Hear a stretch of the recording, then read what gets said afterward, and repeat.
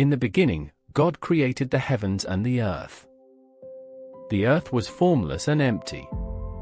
Darkness was on the surface of the deep, and God's Spirit was hovering over the surface of the waters.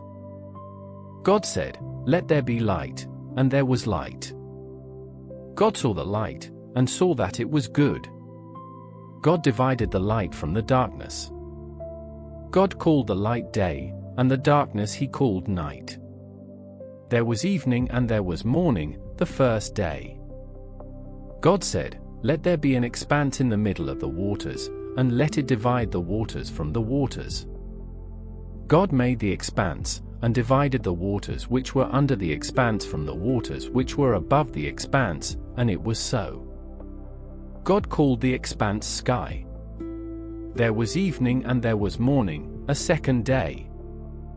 God said, "Let the waters under the sky be gathered together to one place, and let the dry land appear," and it was so.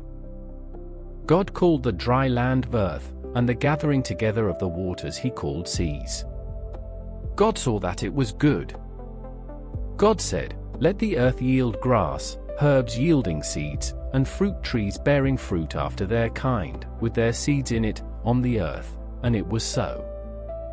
The earth yielded grass, herbs yielding seed after their kind, and trees bearing fruit, with their seeds in it, after their kind, and God saw that it was good.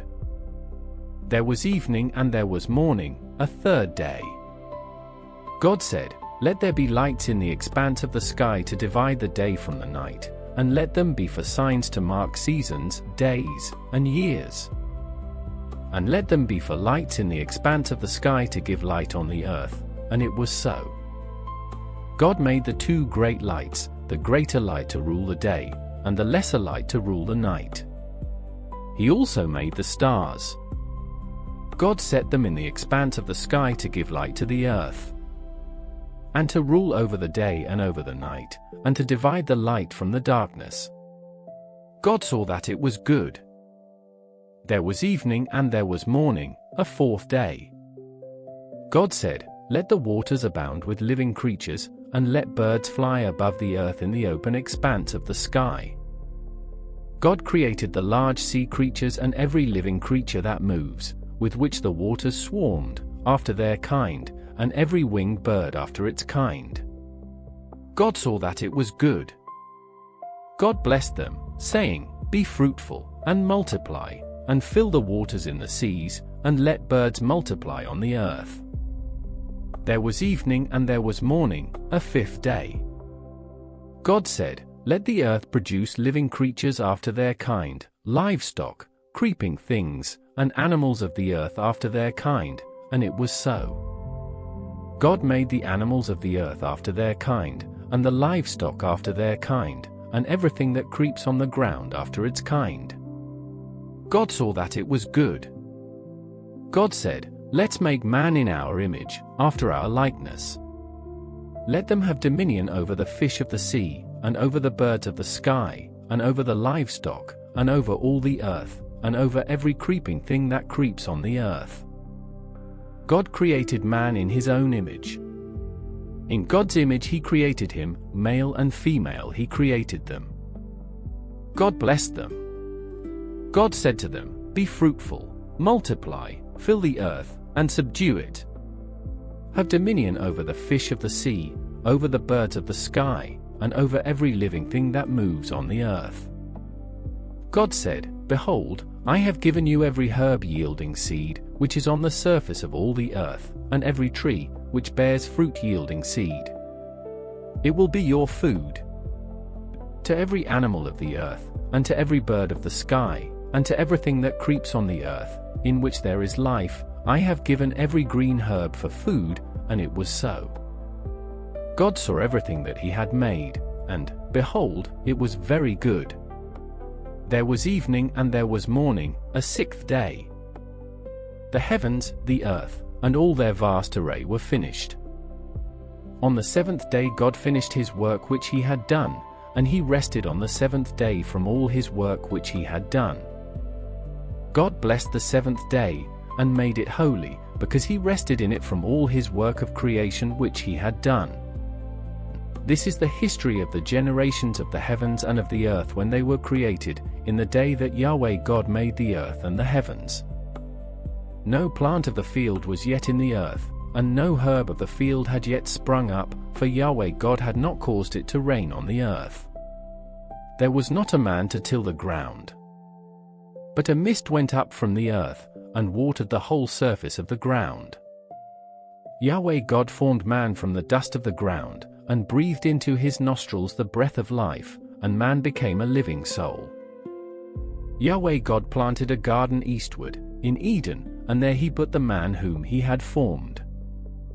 Out of the ground Yahweh God made every tree to grow that is pleasant to the sight, and good for food, including the tree of life in the middle of the garden and the tree of the knowledge of good and evil. A river went out of Eden to water the garden, and from there it was parted, and became the source of 4 rivers. The name of the first is Pishon, it flows through the whole land of Havilah, where there is gold. And the gold of that land is good. Bdellium and onyx stone are also there. The name of the second river is Gihon. It is the same river that flows through the whole land of Cush. The name of the third river is Hiddekel. This is the one which flows in front of Assyria. The fourth river is the Euphrates. Yahweh God took the man, and put him into the Garden of Eden to cultivate and keep it. Yahweh God commanded the man, saying, You may freely eat of every tree of the garden. But you shall not eat of the tree of the knowledge of good and evil, for in the day that you eat of it, you will surely die. Yahweh God said, It is not good for the man to be alone. I will make him a helper comparable to him. Out of the ground Yahweh God formed every animal of the field, and every bird of the sky, and brought them to the man to see what he would call them. Whatever the man called every living creature became its name. The man gave names to all livestock, and to the birds of the sky, and to every animal of the field, but for man there was not found a helper comparable to him. Yahweh God caused the man to fall into a deep sleep. As the man slept, he took one of his ribs, and closed up the flesh in its place. Yahweh God made a woman from the rib which he had taken from the man, and brought her to the man. The man said, This is now bone of my bones, and flesh of my flesh. She will be called a woman, because she was taken out of man.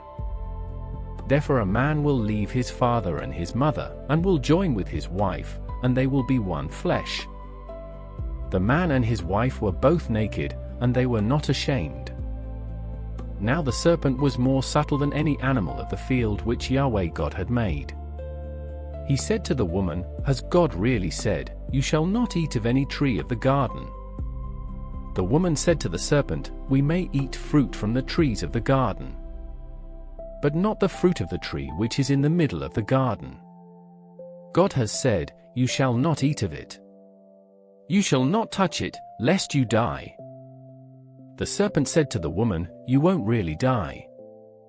For God knows that in the day you eat it, your eyes will be opened, and you will be like God, knowing good and evil. When the woman saw that the tree was good for food, and that it was a delight to the eyes, and that the tree was to be desired to make one wise, she took some of its fruit, and ate. Then she gave some to her husband with her, and he ate it, too. Their eyes were opened, and they both knew that they were naked. They sewed fig leaves together, and made coverings for themselves. They heard Yahweh God's voice walking in the garden in the cool of the day, and the man and his wife hid themselves from the presence of Yahweh God among the trees of the garden. Yahweh God called to the man, and said to him, Where are you?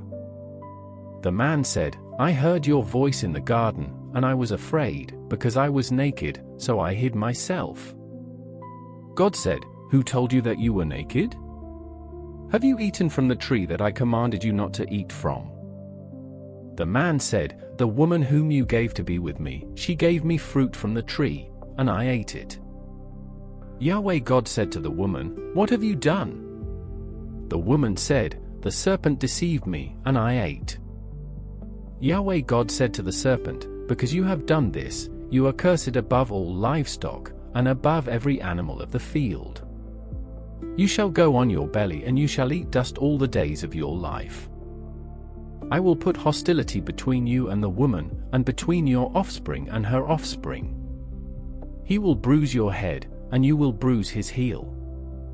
To the woman he said, I will greatly multiply your pain in childbirth. You will bear children in pain. Your desire will be for your husband, and he will rule over you. To Adam he said, because you have listened to your wife's voice, and ate from the tree, about which I commanded you, saying, you shall not eat of it, the ground is cursed for your sake. You will eat from it with much labor all the days of your life. It will yield thorns and thistles to you, and you will eat the herb of the field. You will eat bread by the sweat of your face until you return to the ground, for you were taken out of it. For you are dust, and you shall return to dust. The man called his wife Eve because she would be the mother of all the living. Yahweh God made garments of animal skins for Adam and for his wife, and clothed them. Yahweh God said, behold, the man has become like one of us, knowing good and evil. Now, lest he reach out his hand, and also take of the tree of life, and eat, and live forever. Therefore Yahweh God sent him out from the Garden of Eden, to till the ground from which he was taken. So he drove out the man, and he placed cherubim at the east of the Garden of Eden, and a flaming sword which turned every way, to guard the way to the tree of life. The man knew Eve his wife. She conceived, and gave birth to Cain, and said, I have gotten a man with Yahweh's help. Again she gave birth to Cain's brother Abel. Abel was a keeper of sheep, but Cain was a tiller of the ground. As time passed, Cain brought an offering to Yahweh from the fruit of the ground. Abel also brought some of the firstborn of his flock and of its fat. Yahweh respected Abel and his offering. But he didn't respect Cain and his offering. Cain was very angry, and the expression on his face fell. Yahweh said to Cain, why are you angry? Why has the expression of your face fallen? If you do well, won't it be lifted up? If you don't do well, sin crouches at the door. Its desire is for you, but you are to rule over it. Cain said to Abel, his brother, let's go into the field. While they were in the field, Cain rose up against Abel, his brother, and killed him. Yahweh said to Cain, where is Abel, your brother? He said, I don't know. Am I my brother's keeper? Yahweh said, what have you done? The voice of your brother's blood cries to me from the ground. Now you are cursed because of the ground, which has opened its mouth to receive your brother's blood from your hand. From now on, when you till the ground, it won't yield its strength to you. You will be a fugitive and a wanderer in the earth. Cain said to Yahweh, my punishment is greater than I can bear. Behold, you have driven me out today from the surface of the ground. I will be hidden from your face, and I will be a fugitive and a wanderer in the earth. Whoever finds me will kill me. Yahweh said to him, therefore whoever slays Cain, vengeance will be taken on him sevenfold. Yahweh appointed a sign for Cain, so that anyone finding him would not strike him. Cain left Yahweh's presence, and lived in the land of Nod, east of Eden. Cain knew his wife. She conceived, and gave birth to Enoch. He built a city, and named the city after the name of his son, Enoch. Irad was born to Enoch. Irad became the father of Mehujael. Mehujael became the father of Methushael. Methushael became the father of Lamech. Lamech took 2 wives, the name of the first one was Oda, and the name of the second one was Zillah. Oda gave birth to Jabal, who was the father of those who dwell in tents and have livestock. His brother's name was Jubal, who was the father of all who handle the harp and pipe. Zillah also gave birth to Tubal-Cain, the forger of every cutting instrument of bronze and iron. Tubal-Cain's sister was Naamah. Lamech said to his wives, Odah and Zillah, hear my voice. You wives of Lamech, listen to my speech, for I have slain a man for wounding me, a young man for bruising me. If Cain will be avenged 7 times, truly Lamech 77 times. Adam knew his wife again. She gave birth to a son, and named him Seth, saying, For God has given me another child instead of Abel, for Cain killed him. A son was also born to Seth, and he named him Enosh. At that time men began to call on Yahweh's name. This is the book of the generations of Adam. In the day that God created man, he made him in God's likeness. He created them male and female, and blessed them. On the day they were created, he named them Adam. Adam lived 130 years, and became the father of a son in his own likeness, after his image, and named him Seth. The days of Adam after he became the father of Seth were 800 years, and he became the father of other sons and daughters. All the days that Adam lived were 930 years, then he died. Seth lived 105 years, then became the father of Enosh. Seth lived after he became the father of Enosh 807 years, and became the father of other sons and daughters. All of the days of Seth were 912 years, then he died. Enosh lived 90 years, and became the father of Kenan. Enosh lived after he became the father of Kenan 815 years, and became the father of other sons and daughters. All of the days of Enosh were 905 years, then he died. Kenan lived 70 years, then became the father of Mahalalel. Kenan lived after he became the father of Mahalalel 840 years, and became the father of other sons and daughters. And all of the days of Kenan were 910 years, then he died. Mahalalel lived 65 years, then became the father of Jared. Mahalalel lived after he became the father of Jared 830 years, and became the father of other sons and daughters. All of the days of Mahalalel were 895 years, then he died. Jared lived 162 years, then became the father of Enoch. Jared lived after he became the father of Enoch 800 years, and became the father of other sons and daughters. All of the days of Jared were 962 years, then he died. Enoch lived 65 years, then became the father of Methuselah. After Methuselah's birth, Enoch walked with God for 300 years, and became the father of more sons and daughters. All the days of Enoch were 365 years. Enoch walked with God, and he was not found, for God took him. Methuselah lived 187 years, then became the father of Lamech. Methuselah lived after he became the father of Lamech 782 years, and became the father of other sons and daughters. All the days of Methuselah were 969 years, then he died. Lamech lived 182 years, then became the father of a son. He named him Noah, saying, This one will comfort us in our work and in the toil of our hands, caused by the ground which Yahweh has cursed. Lamech lived after he became the father of Noah 595 years, and became the father of other sons and daughters. All the days of Lamech were 777 years, then he died. Noah was 500 years old, then Noah became the father of Shem, Ham, and Japheth. When men began to multiply on the surface of the ground, and daughters were born to them, God's sons saw that men's daughters were beautiful, and they took any that they wanted for themselves as wives. Yahweh said, My spirit will not strive with man forever, because he also is flesh, so his days will be 120 years. The Nephilim were in the earth in those days, and also after that, when God's sons came into men's daughters and had children with them. Those were the mighty men who were of old, men of renown. Yahweh saw that the wickedness of man was great in the earth, and that every imagination of the thoughts of man's heart was continually only evil.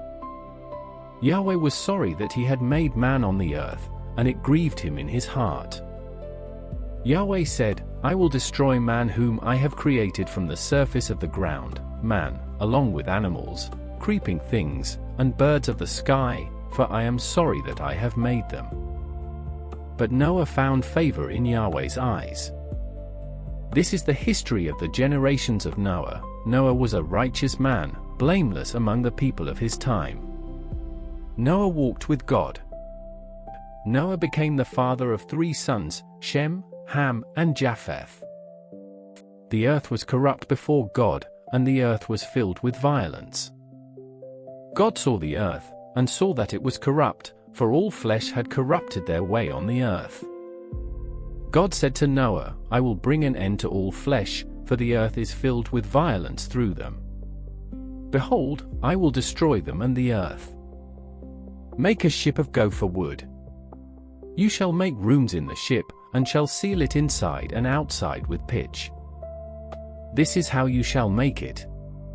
The length of the ship shall be 300 cubits, its width 50 cubits, and its height 30 cubits. You shall make a roof in the ship, and you shall finish it to a cubit upward. You shall set the door of the ship in its side. You shall make it with lower, second, and third levels. I, even I, will bring the flood of waters on this earth, to destroy all flesh having the breath of life from under the sky. Everything that is in the earth will die. But I will establish my covenant with you.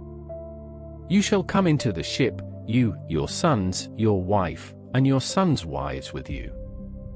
Of every living thing of all flesh, you shall bring 2 of every sort into the ship, to keep them alive with you. They shall be male and female. Of the birds after their kind, of the livestock after their kind, of every creeping thing of the ground after its kind, 2 of every sort will come to you, to keep them alive. Take with you some of all food that is eaten, and gather it to yourself, and it will be for food for you, and for them. Thus Noah did. He did all that God commanded him. Yahweh said to Noah, Come with all of your household into the ship, for I have seen your righteousness before me in this generation. You shall take 7 pairs of every clean animal with you, the male and his female. Of the animals that are not clean, take 2, the male and his female. Also of the birds of the sky, 7 and 7, male and female, to keep seed alive on the surface of all the earth. In 7 days, I will cause it to rain on the earth for 40 days and 40 nights. I will destroy every living thing that I have made from the surface of the ground. Noah did everything that Yahweh commanded him. Noah was 600 years old when the flood of waters came on the earth. Noah went into the ship with his sons, his wife, and his sons' wives, because of the floodwaters. Clean animals, unclean animals, birds, and everything that creeps on the ground went by pairs to Noah into the ship, male and female, as God commanded Noah. After the 7 days, the floodwaters came on the earth.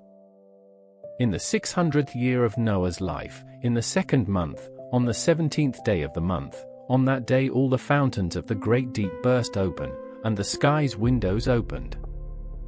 It rained on the earth 40 days and 40 nights. In the same day Noah, and Shem, Ham, and Japheth, the sons of Noah, and Noah's wife and the 3 wives of his sons with them, entered into the ship.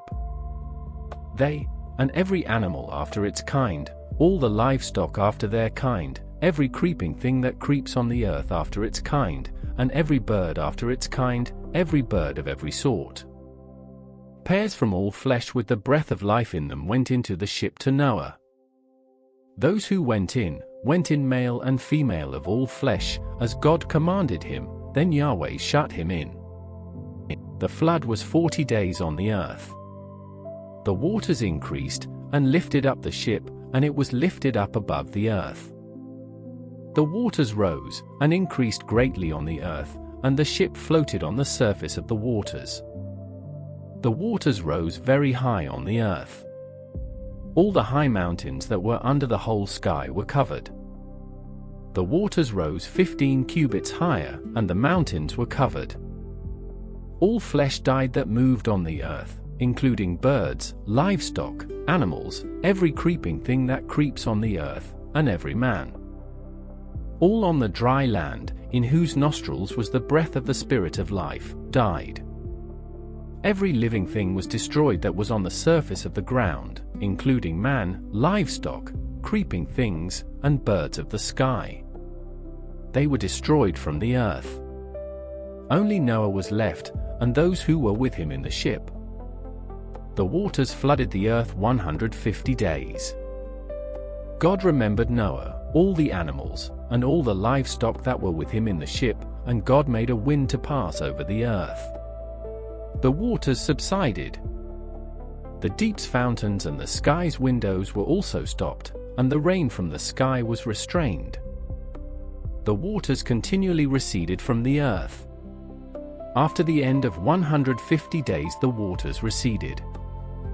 The ship rested in the 7th month, on the 17th day of the month, on Ararat's mountains. The waters receded continually until the 10th month. In the 10th month, on the 1st day of the month, the tops of the mountains were visible. At the end of 40 days, Noah opened the window of the ship which he had made. And he sent out a raven. It went back and forth, until the waters were dried up from the earth. He himself sent out a dove to see if the waters were abated from the surface of the ground. But the dove found no place to rest her foot, and she returned into the ship to him, for the waters were on the surface of the whole earth. He put out his hand, and took her, and brought her to him into the ship. He waited yet another 7 days, and again he sent the dove out of the ship. The dove came back to him at evening, and, behold, in her mouth was a freshly plucked olive leaf. So Noah knew that the waters were abated from the earth. He waited yet another 7 days, and sent out the dove, and she didn't return to him any more. In the 601st year, in the 1st month, the 1st day of the month, the waters were dried up from the earth. Noah removed the covering of the ship, and looked. He saw that the surface of the ground was dry. In the 2nd month, on the 27th day of the month, the earth was dry. God spoke to Noah, saying, "Go out of the ship, you, your wife, your sons, and your sons' wives with you. Bring out with you every living thing that is with you of all flesh, including birds, livestock, and every creeping thing that creeps on the earth, that they may breed abundantly in the earth, and be fruitful, and multiply on the earth." Noah went out, with his sons, his wife, and his sons' wives with him. Every animal, every creeping thing, and every bird, whatever moves on the earth, after their families, went out of the ship. Noah built an altar to Yahweh, and took of every clean animal, and of every clean bird, and offered burnt offerings on the altar. Yahweh smelled the pleasant aroma. Yahweh said in his heart, "I will not again curse the ground any more for man's sake, because the imagination of man's heart is evil from his youth. I will never again strike every living thing, as I have done. While the earth remains, seed time and harvest, and cold and heat, and summer and winter, and day and night will not cease." God blessed Noah and his sons, and said to them, "Be fruitful, multiply, and replenish the earth. The fear of you and the dread of you will be on every animal of the earth, and on every bird of the sky.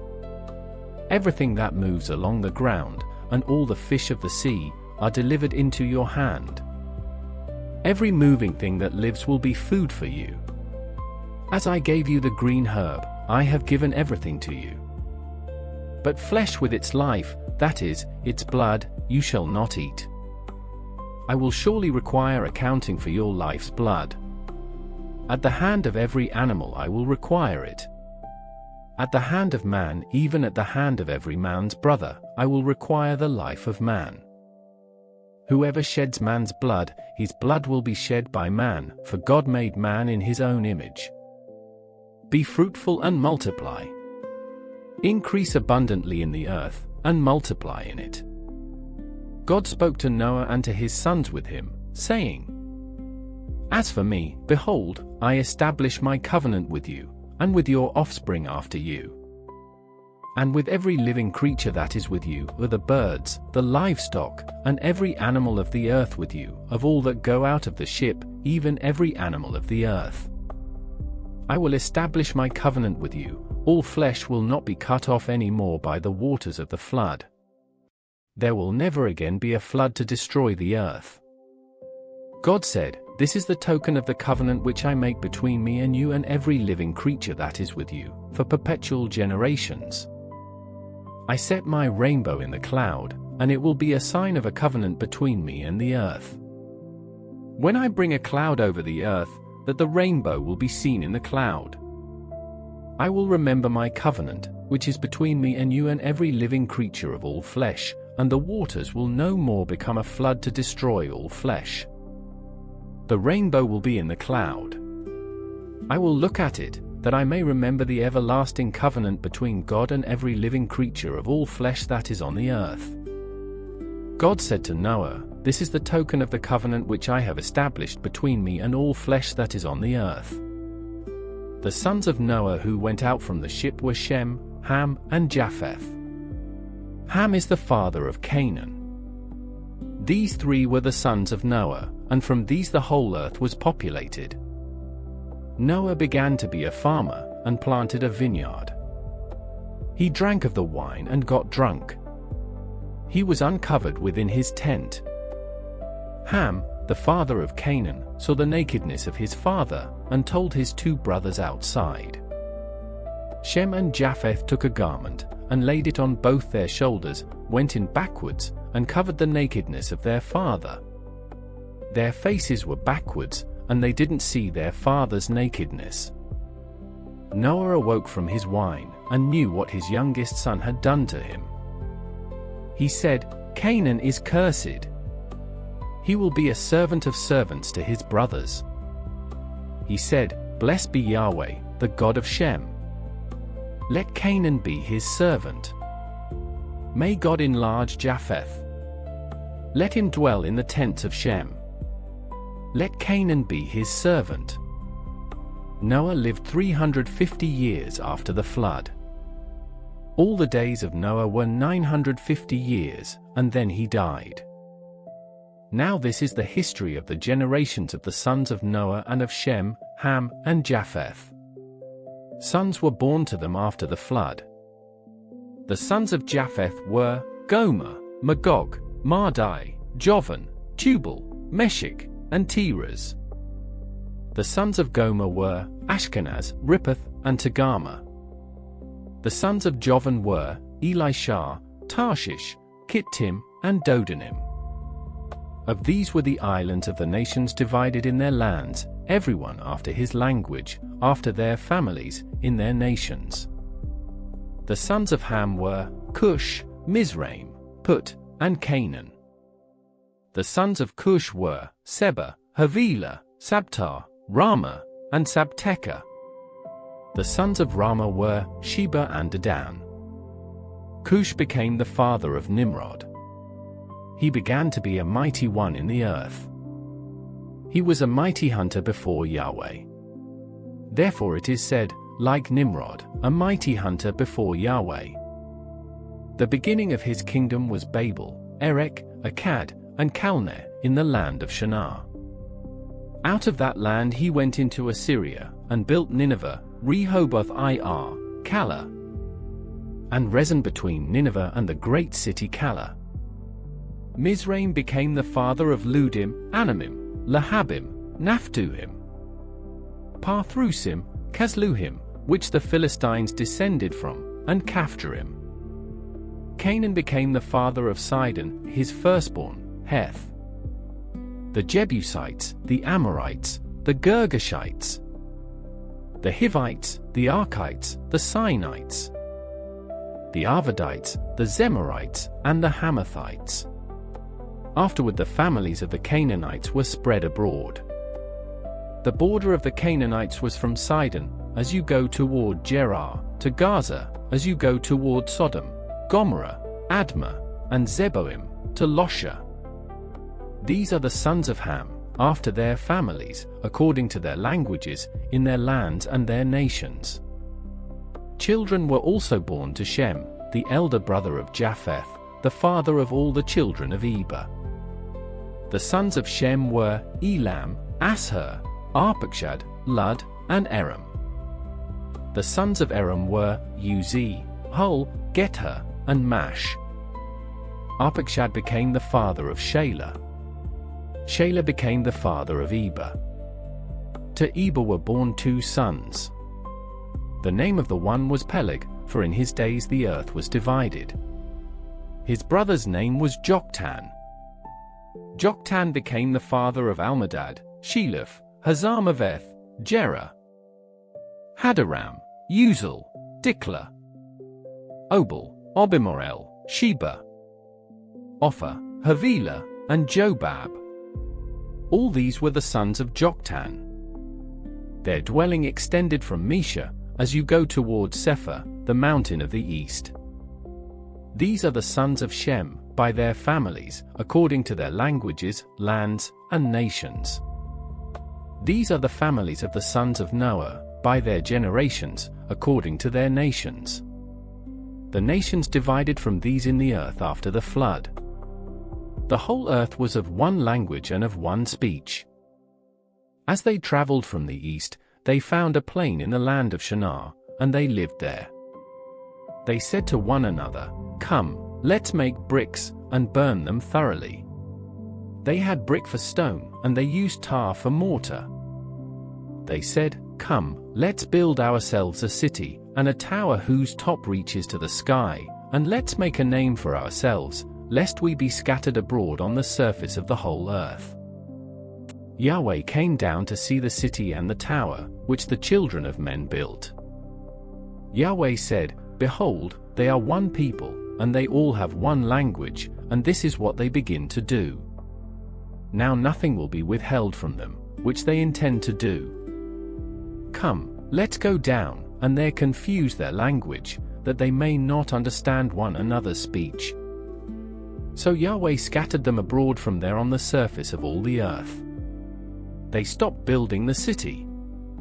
Therefore its name was called Babel, because there Yahweh confused the language of all the earth.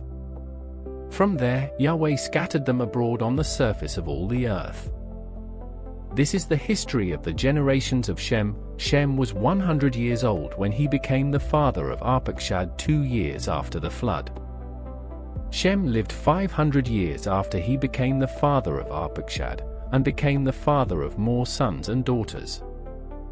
Arpachshad lived 35 years and became the father of Shelah.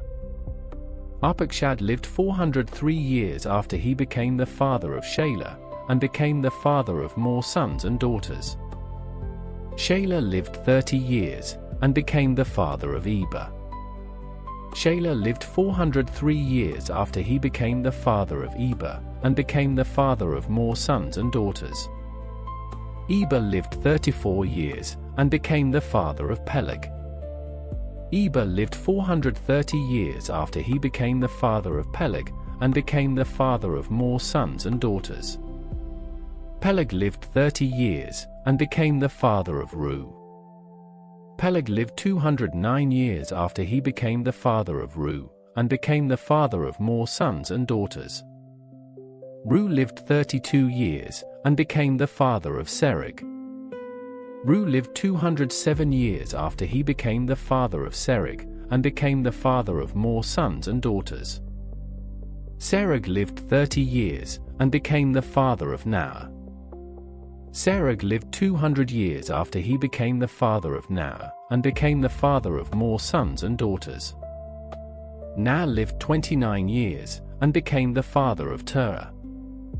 Noah lived 119 years after he became the father of Terah, and became the father of more sons and daughters. Terah lived 70 years, and became the father of Abram, Noah, and Haran. Now this is the history of the generations of Ter. Ter became the father of Abram, Nar, and Haran. Haran became the father of Lot. Haran died in the land of his birth, in Ur of the Chaldees, while his father Ter was still alive. Abram and Nar married wives. The name of Abram's wife was Sarai, and the name of Nar's wife was Milcah, the daughter of Haran, who was also the father of Iscah. Sarai was barren. She had no child. Ter took Abram his son, Lot the son of Haran, his son's son, and Sarai his daughter-in-law, his son Abram's wife. They went from Ur of the Chaldees, to go into the land of Canaan. They came to Haran and lived there. The days of Ter were 205 years. Ter died in Haran. Now Yahweh said to Abram, "Leave your country, and your relatives, and your father's house, and go to the land that I will show you. I will make of you a great nation. I will bless you and make your name great. You will be a blessing. I will bless those who bless you, and I will curse him who treats you with contempt. All the families of the earth will be blessed through you." So Abram went, as Yahweh had told him. Lot went with him. Abram was 75 years old when he departed from Haran. Abram took Sarai his wife, Lot his brother's son, all their possessions that they had gathered, and the people whom they had acquired in Haran, and they went to go into the land of Canaan. They entered into the land of Canaan. Abram passed through the land to the place of Shechem, to the oak of Moreh. At that time, Canaanites were in the land. Yahweh appeared to Abram and said, "I will give this land to your offspring." He built an altar there to Yahweh, who had appeared to him. He left from there to go to the mountain on the east of Bethel and pitched his tent, having Bethel on the west, and Ari on the east. There he built an altar to Yahweh and called on Yahweh's name. Abram traveled, still going on toward the south. There was a famine in the land. Abram went down into Egypt to live as a foreigner there, for the famine was severe in the land. When he had come near to enter Egypt, he said to Sarai his wife, "See now, I know that you are a beautiful woman to look at. It will happen, when the Egyptians see you, that they will say, 'This is his wife.' They will kill me, but they will save you alive. Please say that you are my sister, that it may be well with me for your sake, and that my soul may live because of you." When Abram had come into Egypt, Egyptians saw that the woman was very beautiful. The princes of Pharaoh saw her, and praised her to Pharaoh, and the woman was taken into Pharaoh's house. He dealt well with Abram for her sake. He had sheep, cattle, male donkeys, male servants, female donkeys, and camels. Yahweh afflicted Pharaoh and his house with great plagues because of Sarai, Abram's wife. Pharaoh called Abram and said, "What is this that you have done to me?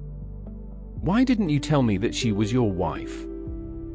Why did you say, 'She is my sister,' so that I took her to be my wife? Now therefore, see your wife, take her, and go your way." Pharaoh commanded men concerning him, and they escorted him away with his wife and all that he had. Abram went up out of Egypt, he, his wife, all that he had, and Lot with him, into the south. Abram was very rich in livestock, in silver, and in gold. He went on his journeys from the south as far as Bethel, to the place where his tent had been at the beginning, between Bethel and Ari, to the place of the altar, which he had made there at the first. There Abram called on Yahweh's name. Lot also, who went with Abram, had flocks, herds, and tents. The land was not able to bear them, that they might live together, for their possessions were so great that they couldn't live together. There was strife between the herdsmen of Abram's livestock and the herdsmen of Lot's livestock. The Canaanites and the Perizzites lived in the land at that time. Abram said to Lot, "Please, let there be no strife between you and me, and between your herdsman and my herdsman, for we are relatives. Isn't the whole land before you? Please separate yourself from me. If you go to the left hand, then I will go to the right. Or if you go to the right hand, then I will go to the left. Lot lifted up his eyes, and saw all the plain of the Jordan, that it was well watered everywhere, before Yahweh destroyed Sodom and Gomorrah, like the garden of Yahweh, like the land of Egypt, as you go to Zoar. So Lot chose the plain of the Jordan for himself. Lot traveled east, and they separated themselves from one another. Abram lived in the land of Canaan, and Lot lived in the cities of the plain, and moved his tent as far as Sodom. Now the men of Sodom were exceedingly wicked and sinners against Yahweh. Yahweh said to Abram, after Lot was separated from him, "Now, lift up your eyes, and look from the place where you are, northward and southward and eastward and westward. For I will give all the land which you see to you and to your offspring forever. I will make your offspring as the dust of the earth, so that if a man can count the dust of the earth, then your offspring may also be counted. Arise, walk through the land in its length and in its width, for I will give it to you." Abram moved his tent, and came and lived by the oaks of Mamre, which are in Hebron, and built an altar there to Yahweh. In the days of Amraphel, king of Shinar, Arioch, king of Elasar, Kedorlaomer, king of Elam, and Tidal, king of Goyim. They made war with Bera, king of Sodom, Beershah, king of Gomorrah, Shinab, king of Admah, Shemaba, king of Zeboim, and the king of Bela, also called Zor. All these joined together in the valley of Siddim, also called the Salt Sea. They served Kedorlaomer for 12 years, and in the 13th year they rebelled. In the 14th year Kedorlaomer came, and the kings who were with him, and struck the Rephaim in Ashtaroth Karnaim, the Zuzim in Ham, the Emim in Shaveh Kiriathaim, and the Horites in their Mount Seir, to El Paran, which is by the wilderness. They returned, and came to En Mishpat, also called Kadesh, and struck all the country of the Amalekites, and also the Amorites, that lived in Hazazon Tamar. The king of Sodom, and the king of Gomorrah, the king of Admah, the king of Zeboim, and the king of Bela, also called Zor, went out, and they set the battle in array against them in the valley of Siddim. Against Kedorlaomer king of Elam, Tidal king of Goyim, Amraphel king of Shinar, and Arioch king of Elasar, for kings against the 5. Now the valley of Siddim was full of tar pits, and the kings of Sodom and Gomorrah fled, and some fell there. Those who remained fled to the hills. They took all the goods of Sodom and Gomorrah, and all their food, and went their way. They took Lot, Abram's brother's son, who lived in Sodom, and his goods, and departed. One who had escaped came and told Abram, the Hebrew. At that time, he lived by the oaks of Mamre, the Amorite, brother of Eshcol and brother of Aner. They were allies of Abram. When Abram heard that his relative was taken captive, he led out his 318 trained men, born in his house, and pursued as far as Dan. He divided himself against them by night, he and his servants, and struck them, and pursued them to Hobah, which is on the left hand of Damascus.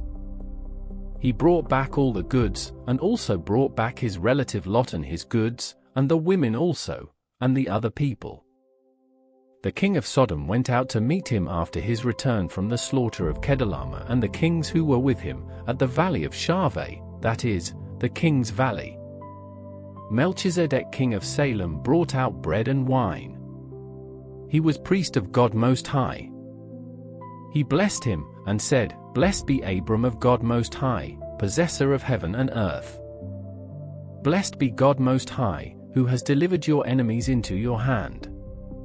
Abram gave him 1/10 of all. The king of Sodom said to Abram, "Give me the people, and take the goods for yourself." Abram said to the king of Sodom, "I have lifted up my hand to Yahweh, God Most High, possessor of heaven and earth, that I will not take a thread nor a sandal strap nor anything that is yours, lest you should say, I have made Abram rich. I will accept nothing from you except that which the young men have eaten, and the portion of the men who went with me, Aner, Eshcol, and Mamre. Let them take their portion." After these things Yahweh's word came to Abram in a vision, saying, "Don't be afraid, Abram. I am your shield, your exceedingly great reward." Abram said, "Lord Yahweh, what will you give me, since I go childless, and he who will inherit my estate is Eliezer of Damascus?" Abram said, "Behold, you have given no children to me, and, behold, one born in my house is my heir." Behold, Yahweh's word came to him, saying, "This man will not be your heir, but he who will come out of your own body will be your heir." Yahweh brought him outside, and said, "Look now toward the sky, and count the stars, if you are able to count them." He said to Abram, "So your offspring will be." He believed in Yahweh, who credited it to him for righteousness. He said to Abram, "I am Yahweh who brought you out of Ur of the Chaldees, to give you this land to inherit it." He said, "Lord Yahweh, how will I know that I will inherit it?" He said to him, "Bring me a heifer 3 years old, a female goat 3 years old, a ram 3 years old, a turtle dove, and a young pigeon." He brought him all these, and divided them in the middle, and laid each half opposite the other, but he didn't divide the birds. The birds of prey came down on the carcasses, and Abram drove them away. When the sun was going down, a deep sleep fell on Abram. Now terror and great darkness fell on him. He said to Abram, "Know for sure that your offspring will live as foreigners in a land that is not theirs, and will serve them. They will afflict them 400 years. I will also judge that nation, whom they will serve. Afterward they will come out with great wealth. But you will go to your fathers in peace. You will be buried at a good old age. In the 4th generation they will come here again, for the iniquity of the Amorite is not yet full."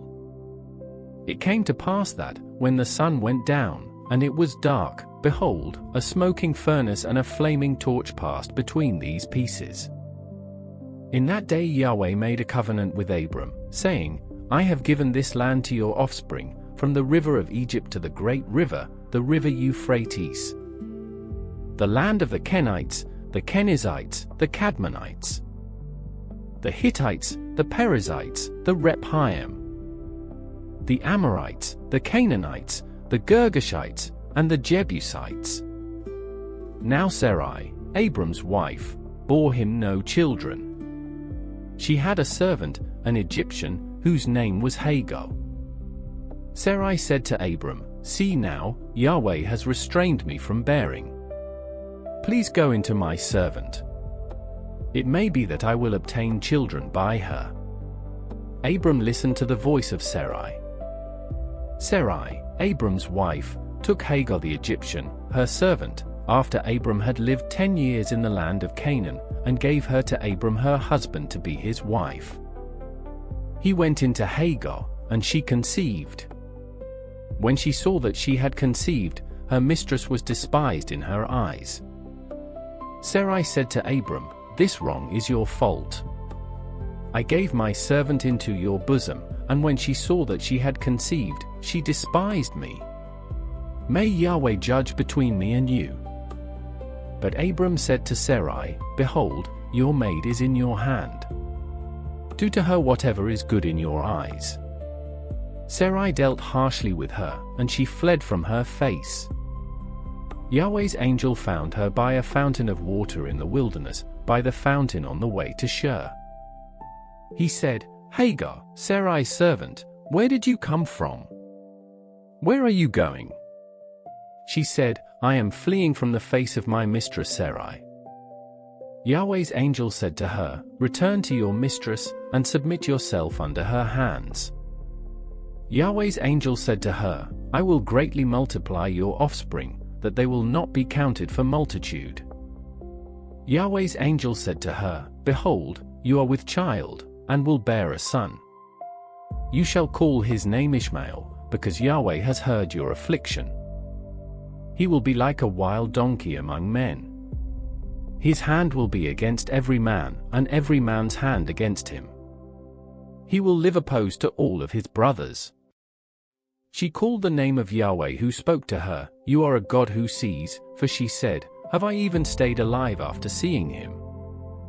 Therefore the well was called Bir Lahai Roi. Behold, it is between Kadesh and Bed.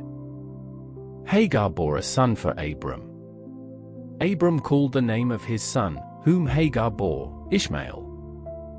Abram was 86 years old when Hagar bore Ishmael to Abram. When Abram was 99 years old, Yahweh appeared to Abram and said to him, "I am God Almighty.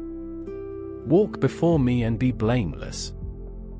I will make my covenant between me and you, and will multiply you exceedingly."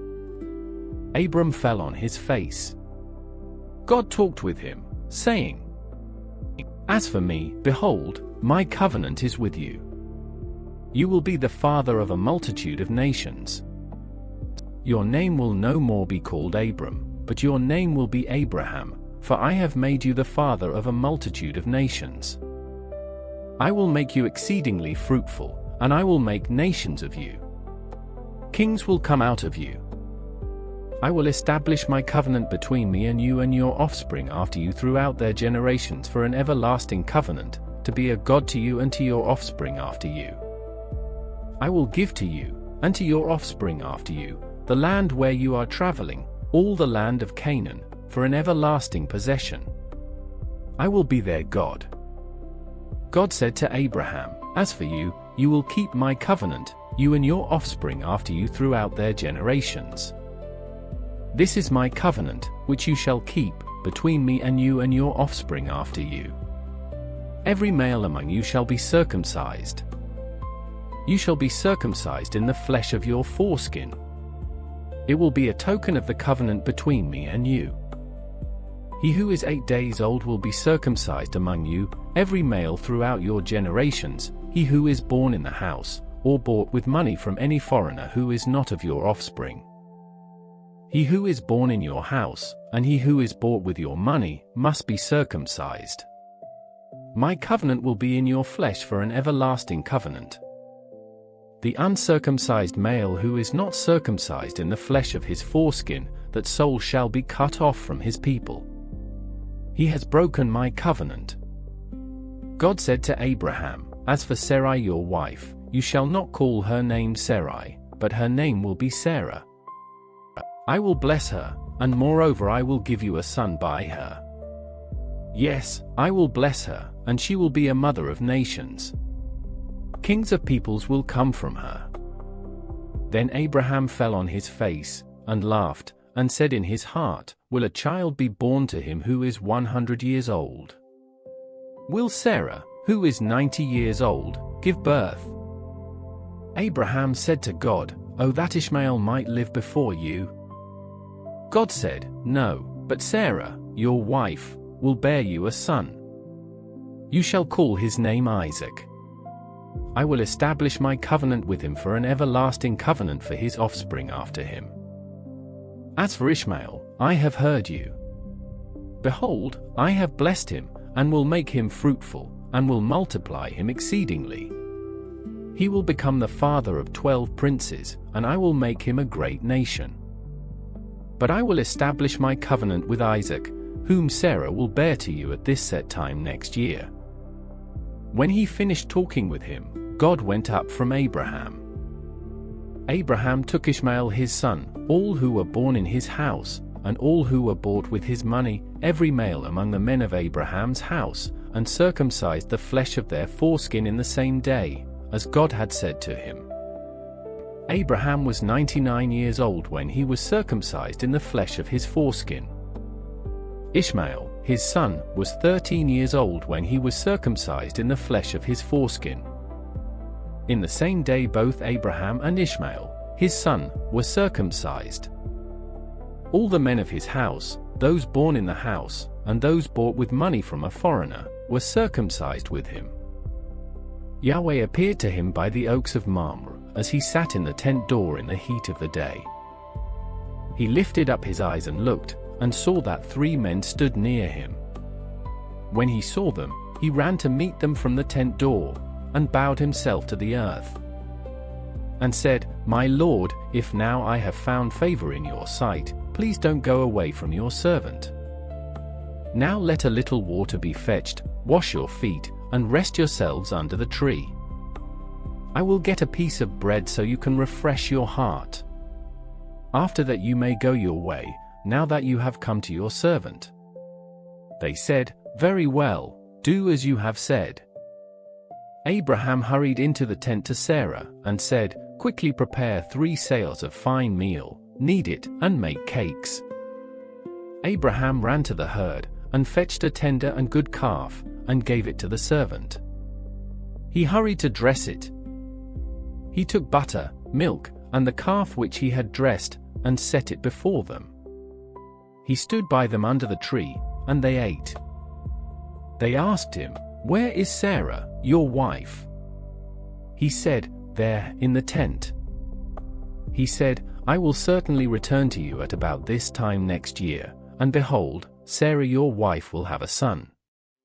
Sarah heard in the tent door, which was behind him. Now Abraham and Sarah were old, well advanced in age. Sarah had passed the age of childbearing. Sarah laughed within herself, saying, "After I have grown old will I have pleasure, my lord being old also." Yahweh said to Abraham, "Why did Sarah laugh, saying, 'Will I really bear a child when I am old?' Is anything too hard for Yahweh? At the set time I will return to you, when the season comes round, and Sarah will have a son." Then Sarah denied it, saying, "I didn't laugh, for she was afraid." He said, "No, but you did laugh." The men rose up from there, and looked toward Sodom. Abraham went with them to see them on their way. Yahweh said, "Will I hide from Abraham what I do? Since Abraham will surely become a great and mighty nation, and all the nations of the earth will be blessed in him. For I have known him, to the end that he may command his children and his household after him, that they may keep the way of Yahweh, to do righteousness and justice, to the end that Yahweh may bring on Abraham that which he has spoken of him." Yahweh said, "Because the cry of Sodom and Gomorrah is great, and because their sin is very grievous, I will go down now, and see whether their deeds are as bad as the reports which have come to me. If not, I will know." The men turned from there, and went toward Sodom, but Abraham stood yet before Yahweh. Abraham came near, and said, "Will you consume the righteous with the wicked? What if there are 50 righteous within the city? Will you consume and not spare the place for the 50 righteous who are in it? May it be far from you to do things like that, to kill the righteous with the wicked, so that the righteous should be like the wicked. May that be far from you. Shouldn't the judge of all the earth do right?" Yahweh said, "If I find in Sodom 50 righteous within the city, then I will spare the whole place for their sake." Abraham answered, "See now, I have taken it on myself to speak to the Lord, although I am dust and ashes. What if there will lack 5 of the 50 righteous? Will you destroy all the city for lack of 5? He said, "I will not destroy it if I find 45 there." He spoke to him yet again, and said, "What if there are 40 found there?" He said, "I will not do it for the 40's sake." He said, "Oh, don't let the Lord be angry, and I will speak. What if there are 30 found there?" He said, "I will not do it if I find 30 there." He said, "See now, I have taken it on myself to speak to the Lord. What if there are 20 found there?" He said, "I will not destroy it for the 20's sake." He said, "Oh, don't let the Lord be angry, and I will speak just once more.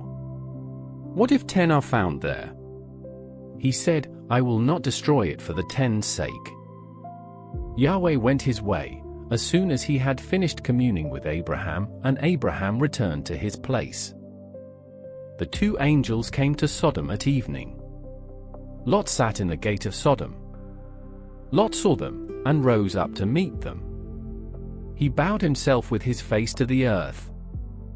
And he said, "See now, my lords, please come into your servant's house, stay all night, wash your feet, and you can rise up early, and go on your way." They said, "No, but we will stay in the street all night." He urged them greatly, and they came in with him, and entered into his house. He made them a feast, and baked unleavened bread, and they ate.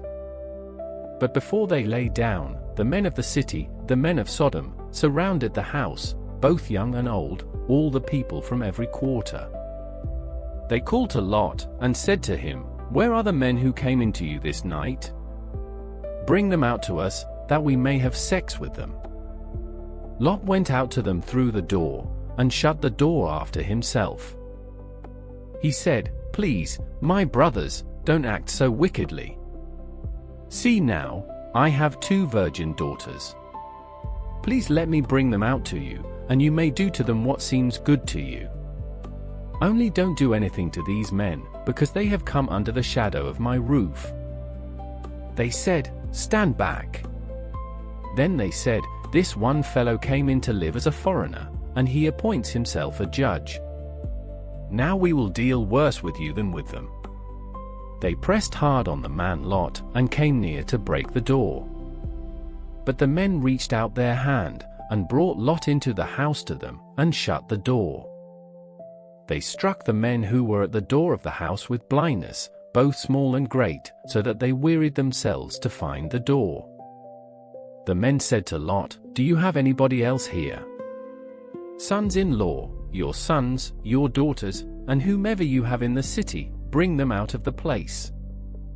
For we will destroy this place, because the outcry against them has grown so great before Yahweh that Yahweh has sent us to destroy it."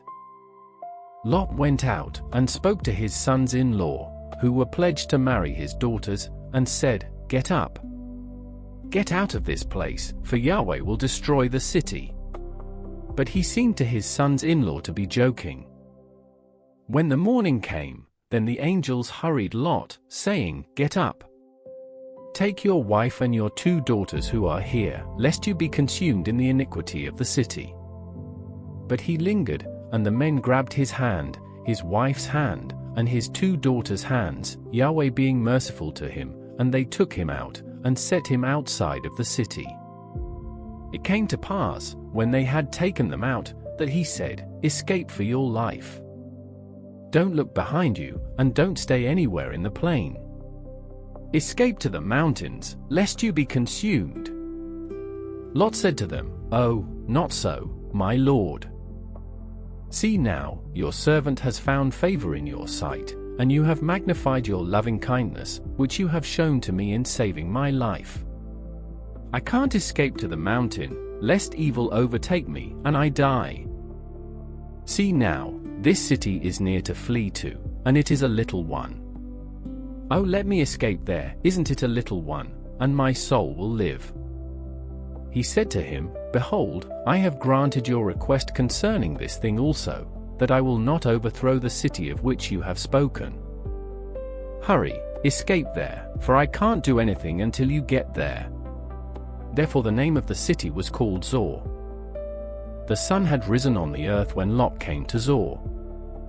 Then Yahweh rained on Sodom and on Gomorrah sulfur and fire from Yahweh out of the sky. He overthrew those cities, all the plain, all the inhabitants of the cities, and that which grew on the ground. But Lot's wife looked back from behind him, and she became a pillar of salt. Abraham went up early in the morning to the place where he had stood before Yahweh. He looked toward Sodom and Gomorrah, and toward all the land of the plain, and saw that the smoke of the land went up as the smoke of a furnace. When God destroyed the cities of the plain, God remembered Abraham, and sent Lot out of the middle of the overthrow, when he overthrew the cities in which Lot lived. Lot went up out of Zor, and lived in the mountain, and his 2 daughters with him, for he was afraid to live in Zor. He lived in a cave with his 2 daughters. The firstborn said to the younger, "Our father is old, and there is not a man in the earth to come into us in the way of all the earth. Come, let's make our father drink wine, and we will lie with him, that we may preserve our father's family line." They made their father drink wine that night, and the firstborn went in and lay with her father. He didn't know when she lay down, nor when she arose. It came to pass on the next day, that the firstborn said to the younger, "Behold, I lay last night with my father. Let's make him drink wine again tonight. You go in and lie with him, that we may preserve our father's family line." They made their father drink wine that night also. The younger went and lay with him. He didn't know when she lay down, nor when she got up. Thus both of Lot's daughters were with child by their father. The firstborn bore a son, and named him Moab. He is the father of the Moabites to this day. The younger also bore a son, and called his name Ben-Ammi. He is the father of the children of Ammon to this day. Abraham traveled from there toward the land of the south, and lived between Kadesh and Shur. He lived as a foreigner in Gerar. Abraham said about Sarah his wife, "She is my sister." Abimelech king of Gerar sent, and took Sarah. But God came to Abimelech in a dream of the night, and said to him, "Behold, you are a dead man, because of the woman whom you have taken, for she is a man's wife." Now Abimelech had not come near her. He said, "Lord, will you kill even a righteous nation? Didn't he tell me, she is my sister?" She, even she herself, said, "He is my brother." I have done this in the integrity of my heart and the innocence of my hands. God said to him in the dream, "Yes, I know that in the integrity of your heart you have done this, and I also withheld you from sinning against me. Therefore I didn't allow you to touch her. Now therefore, restore the man's wife. For he is a prophet, and he will pray for you, and you will live. If you don't restore her, know for sure that you will die, you, and all who are yours." Abimelech rose early in the morning, and called all his servants, and told all these things in their ear. The men were very scared. Then Abimelech called Abraham, and said to him, "What have you done to us? How have I sinned against you, that you have brought on me and on my kingdom a great sin? You have done deeds to me that ought not to be done." Abimelech said to Abraham, "What did you see, that you have done this thing?" Abraham said, "Because I thought, surely the fear of God is not in this place. They will kill me for my wife's sake. Besides, she is indeed my sister, the daughter of my father, but not the daughter of my mother, and she became my wife. When God caused me to wander from my father's house, I said to her, 'This is your kindness which you shall show to me. Everywhere that we go, say of me, he is my brother.' Abimelech took sheep and cattle, male servants and female servants, and gave them to Abraham, and restored Sarah, his wife, to him. Abimelech said, 'Behold, my land is before you. Dwell where it pleases you.' To Sarah he said, 'Behold, I have given your brother 1,000 pieces of silver. Behold, it is for you a covering of the eyes to all that are with you. In front of all you are vindicated.' Abraham prayed to God. God healed Abimelech, and his wife, and his female servants, and they bore children. For Yahweh had closed up tight all the wombs of the house of Abimelech, because of Sarah, Abraham's wife. Yahweh visited Sarah as he had said, and Yahweh did to Sarah as he had spoken. Sarah conceived, and bore Abraham a son in his old age, at the set time of which God had spoken to him. Abraham called his son who was born to him, whom Sarah bore to him, Isaac. Abraham circumcised his son, Isaac, when he was 8 days old, as God had commanded him. Abraham was 100 years old when his son, Isaac, was born to him. Sarah said, "God has made me laugh. Everyone who hears will laugh with me." She said, "Who would have said to Abraham that Sarah would nurse children? For I have borne him a son in his old age." The child grew and was weaned. Abraham made a great feast on the day that Isaac was weaned. Sarah saw the son of Hagar the Egyptian, whom she had borne to Abraham, mocking. Therefore she said to Abraham, "Cast out this servant and her son. For the son of this servant will not be heir with my son, Isaac." The thing was very grievous in Abraham's sight on account of his son. God said to Abraham, "Don't let it be grievous in your sight because of the boy, and because of your servant. In all that Sarah says to you, listen to her voice. For your offspring will be named through Isaac. I will also make a nation of the son of the servant, because he is your child." Abraham rose up early in the morning, and took bread and a container of water, and gave it to Hagar, putting it on her shoulder, and gave her the child, and sent her away. She departed, and wandered in the wilderness of Beersheba. The water in the container was spent, and she put the child under one of the shrubs. She went and sat down opposite him, a good way off, about a bow shot away. For she said, "Don't let me see the death of the child." She sat opposite him, and lifted up her voice, and wept. God heard the voice of the boy. The angel of God called to Hagar out of the sky, and said to her, "What troubles you, Hagar? Don't be afraid. For God has heard the voice of the boy where he is. Get up, lift up the boy, and hold him with your hand. For I will make him a great nation." God opened her eyes, and she saw a well of water. She went, filled the container with water, and gave the boy a drink.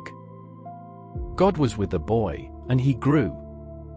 He lived in the wilderness, and as he grew up, became an archer.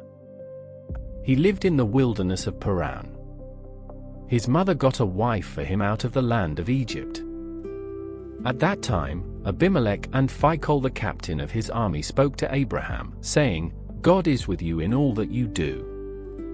Now, therefore, swear to me here by God that you will not deal falsely with me, nor with my son, nor with my son's son. But according to the kindness that I have done to you, you shall do to me, and to the land in which you have lived as a foreigner." Abraham said, "I will swear."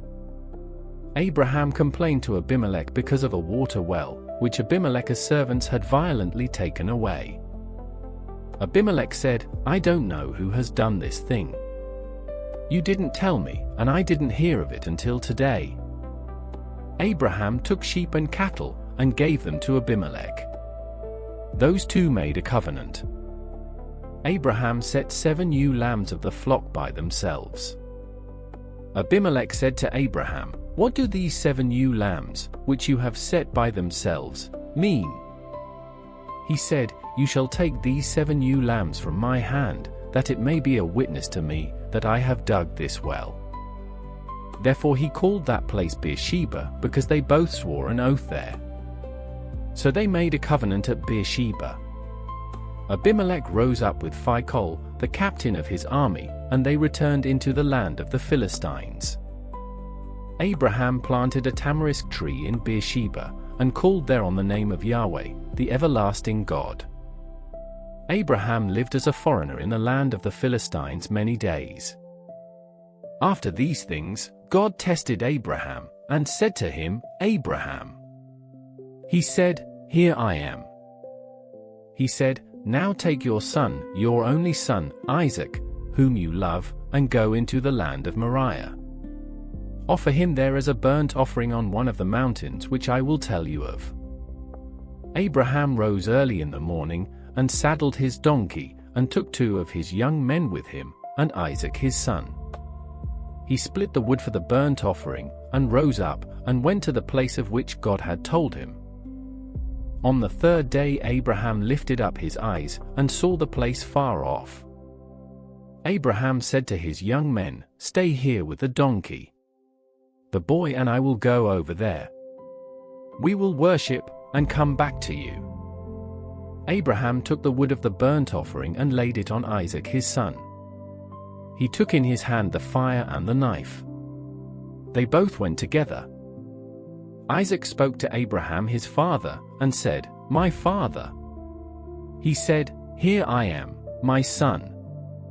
He said, "Here is the fire and the wood, but where is the lamb for a burnt offering?" Abraham said, "God will provide himself the lamb for a burnt offering, my son." So they both went together. They came to the place which God had told him of. Abraham built the altar there, and laid the wood in order, bound Isaac his son, and laid him on the altar, on the wood.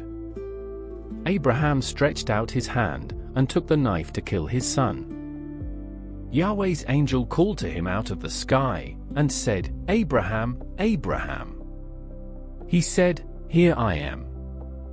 He said, "Don't lay your hand on the boy or do anything to him. For now I know that you fear God, since you have not withheld your son, your only son, from me." Abraham lifted up his eyes, and looked, and saw that behind him was a ram caught in the thicket by his horns. Abraham went and took the ram, and offered him up for a burnt offering instead of his son. Abraham called the name of that place Yahweh will provide. As it is said to this day, on Yahweh's mountain, it will be provided. Yahweh's angel called to Abraham a second time out of the sky, and said, "I have sworn by myself, says Yahweh, because you have done this thing, and have not withheld your son, your only son, that I will bless you greatly, and I will multiply your offspring greatly like the stars of the heavens, and like the sand which is on the seashore. Your offspring will possess the gate of his enemies. All the nations of the earth will be blessed by your offspring, because you have obeyed my voice." So Abraham returned to his young men, and they rose up and went together to Beersheba. Abraham lived at Beersheba.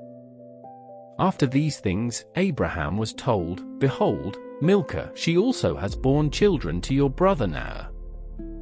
Uz his firstborn, Buz his brother, Kemuel the father of Aram, Chist, Hazo, Pildash, Jidlaph, and Bethuel.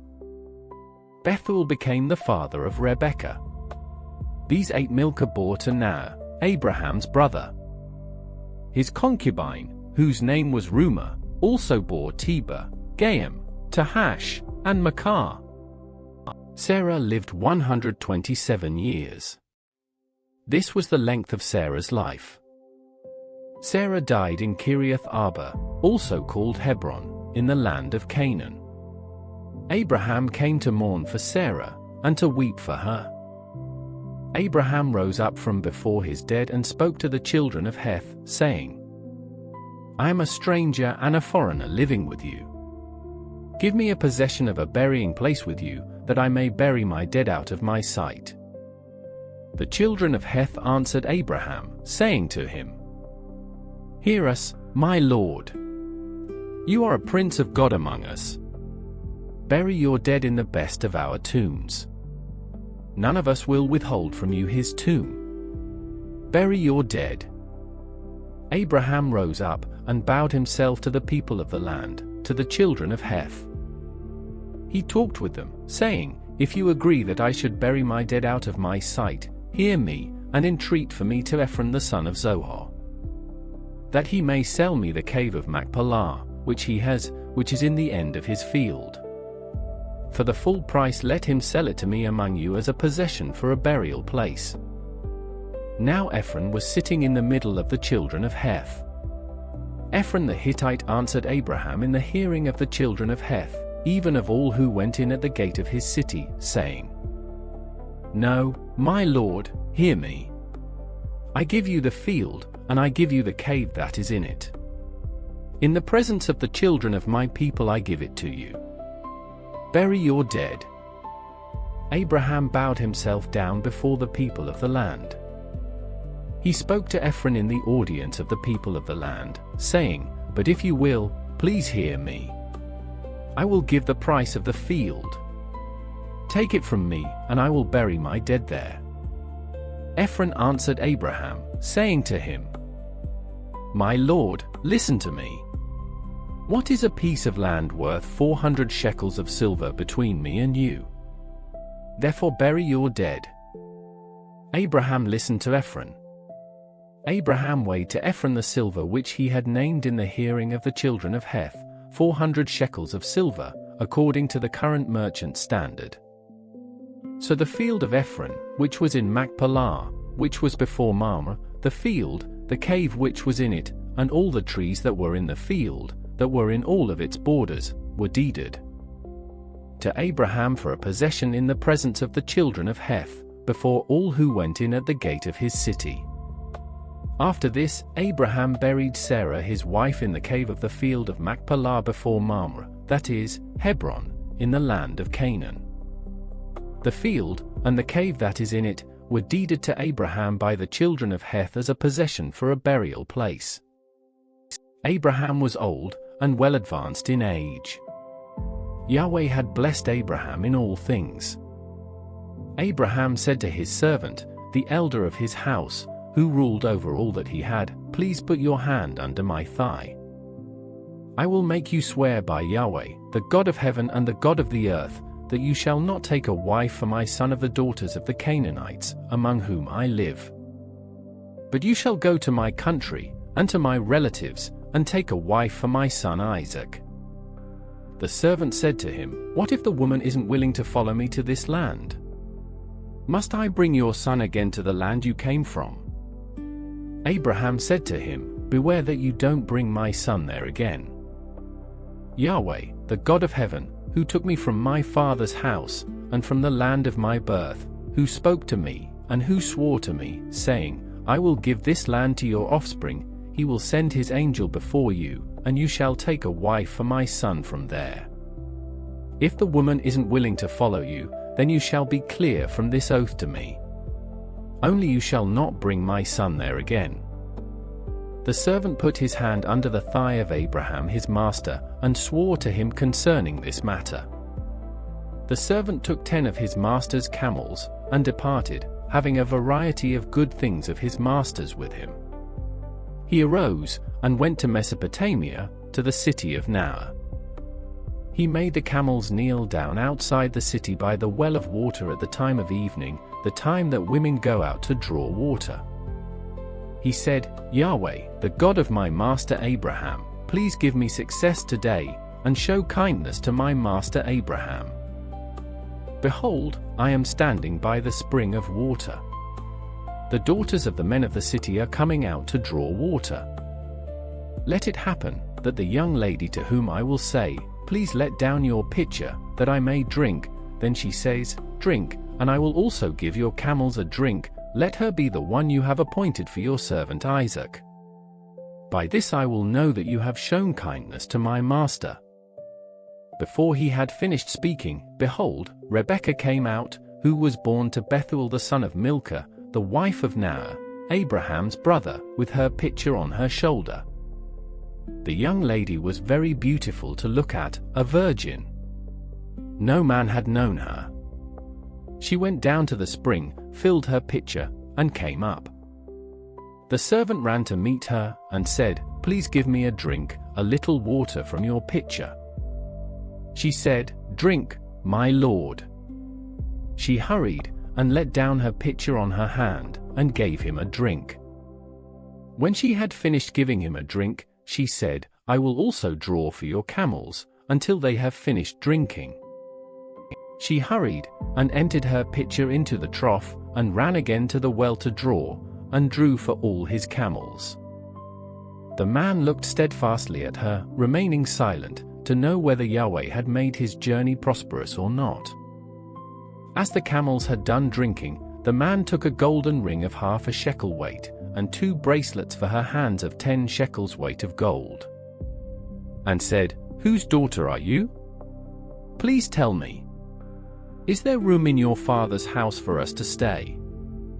She said to him, "I am the daughter of Bethuel the son of Milcah, whom she bore to Naor." She said moreover to him, "We have both straw and feed enough, and room to lodge in." The man bowed his head, and worshipped Yahweh. He said, "Blessed be Yahweh, the God of my master Abraham, who has not forsaken his loving kindness and his truth toward my master. As for me, Yahweh has led me on the way to the house of my master's relatives." The young lady ran and told her mother's house about these words. Rebekah had a brother, and his name was Laban. Laban ran out to the man, to the spring.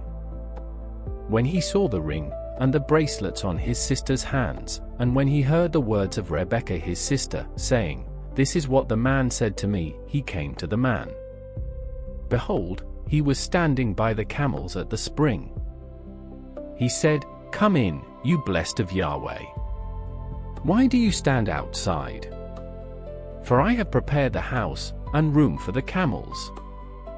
The man came into the house, and he unloaded the camels. He gave straw and feed for the camels, and water to wash his feet and the feet of the men who were with him. Food was set before him to eat, but he said, "I will not eat until I have told my message." Laban said, "Speak on." He said, "I am Abraham's servant. Yahweh has blessed my master greatly. He has become great. Yahweh has given him flocks and herds, silver and gold, male servants and female servants, and camels and donkeys. Sarah, my master's wife, bore a son to my master when she was old. He has given all that he has to him. My master made me swear, saying, 'You shall not take a wife for my son from the daughters of the Canaanites, in whose land I live. But you shall go to my father's house, and to my relatives, and take a wife for my son.' I asked my master, 'What if the woman will not follow me?' He said to me, 'Yahweh, before whom I walk, will send his angel with you, and prosper your way. You shall take a wife for my son from my relatives, and of my father's house. Then you will be clear from my oath, when you come to my relatives. If they don't give her to you, you shall be clear from my oath.' I came today to the spring, and said, 'Yahweh, the God of my master Abraham, if now you do prosper my way which I go. Behold, I am standing by this spring of water. Let it happen, that the maiden who comes out to draw, to whom I will say, "Please give me a little water from your pitcher to drink." Then she tells me, "Drink, and I will also draw for your camels," let her be the woman whom Yahweh has appointed for my master's son." Before I had finished speaking in my heart, behold, Rebekah came out with her pitcher on her shoulder. She went down to the spring, and drew. I said to her, "Please let me drink." She hurried and let down her pitcher from her shoulder, and said, "Drink, and I will also give your camels a drink." So I drank, and she also gave the camels a drink. I asked her, and said, "Whose daughter are you?" She said, "The daughter of Bethuel, Naor's son, whom Milcah bore to him." I put the ring on her nose, and the bracelets on her hands. I bowed my head, and worshipped Yahweh, and blessed Yahweh, the God of my master Abraham, who had led me in the right way to take my master's brother's daughter for his son. Now if you will deal kindly and truly with my master, tell me. If not, tell me, that I may turn to the right hand, or to the left." Then Laban and Bethuel answered, "The thing proceeds from Yahweh. We can't speak to you bad or good. Behold, Rebekah is before you. Take her, and go, and let her be your master's son's wife, as Yahweh has spoken." When Abraham's servant heard their words, he bowed himself down to the earth to Yahweh.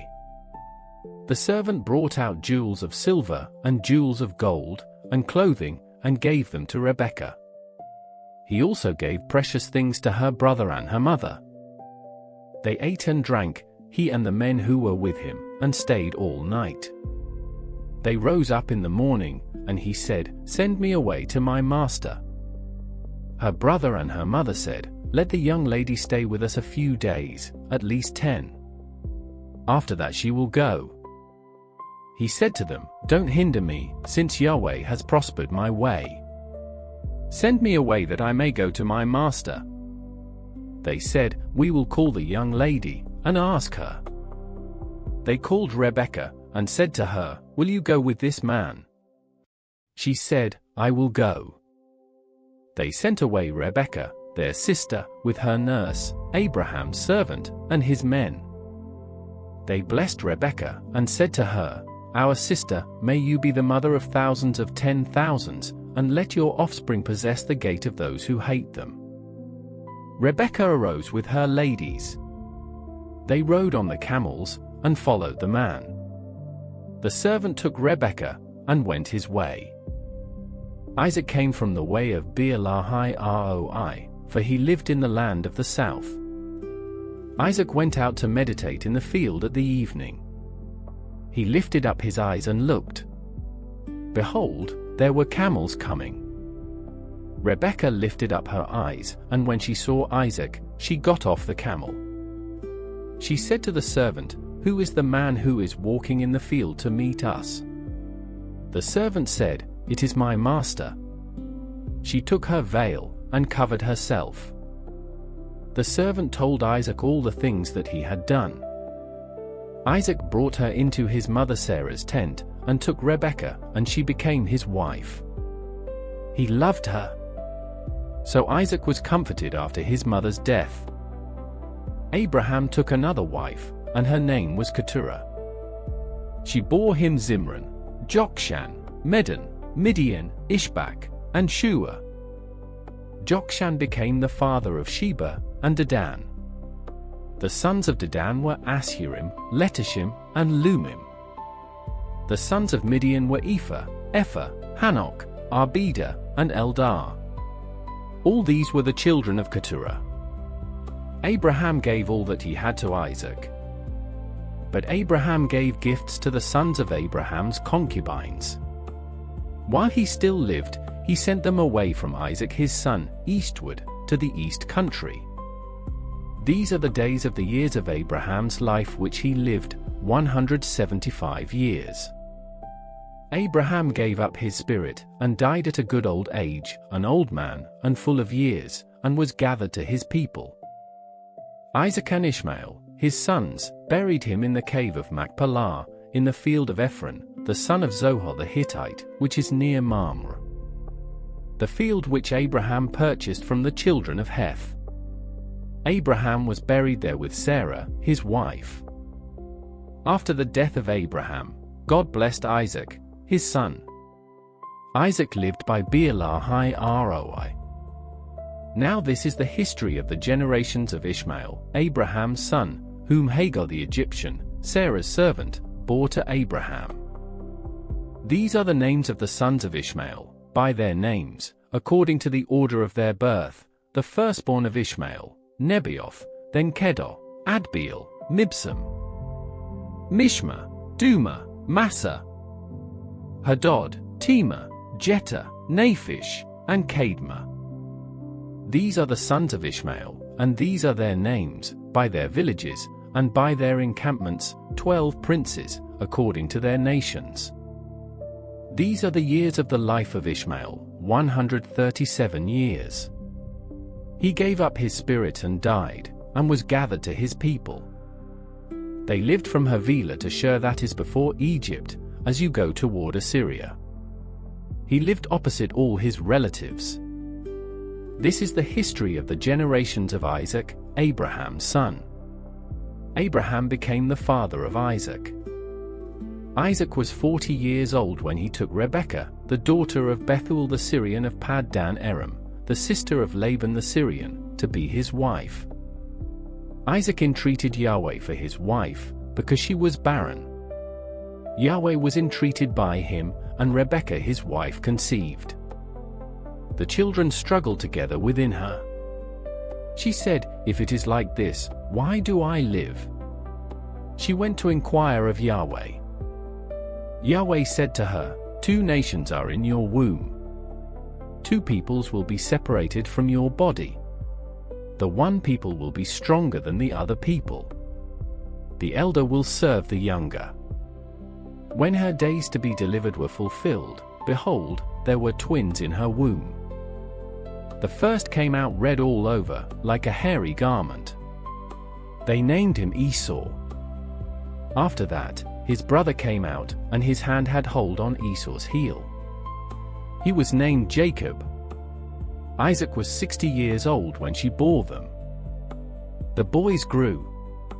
Esau was a skillful hunter, a man of the field. Jacob was a quiet man, living in tents. Now Isaac loved Esau, because he ate his venison. Rebekah loved Jacob. Jacob boiled stew. Esau came in from the field, and he was famished.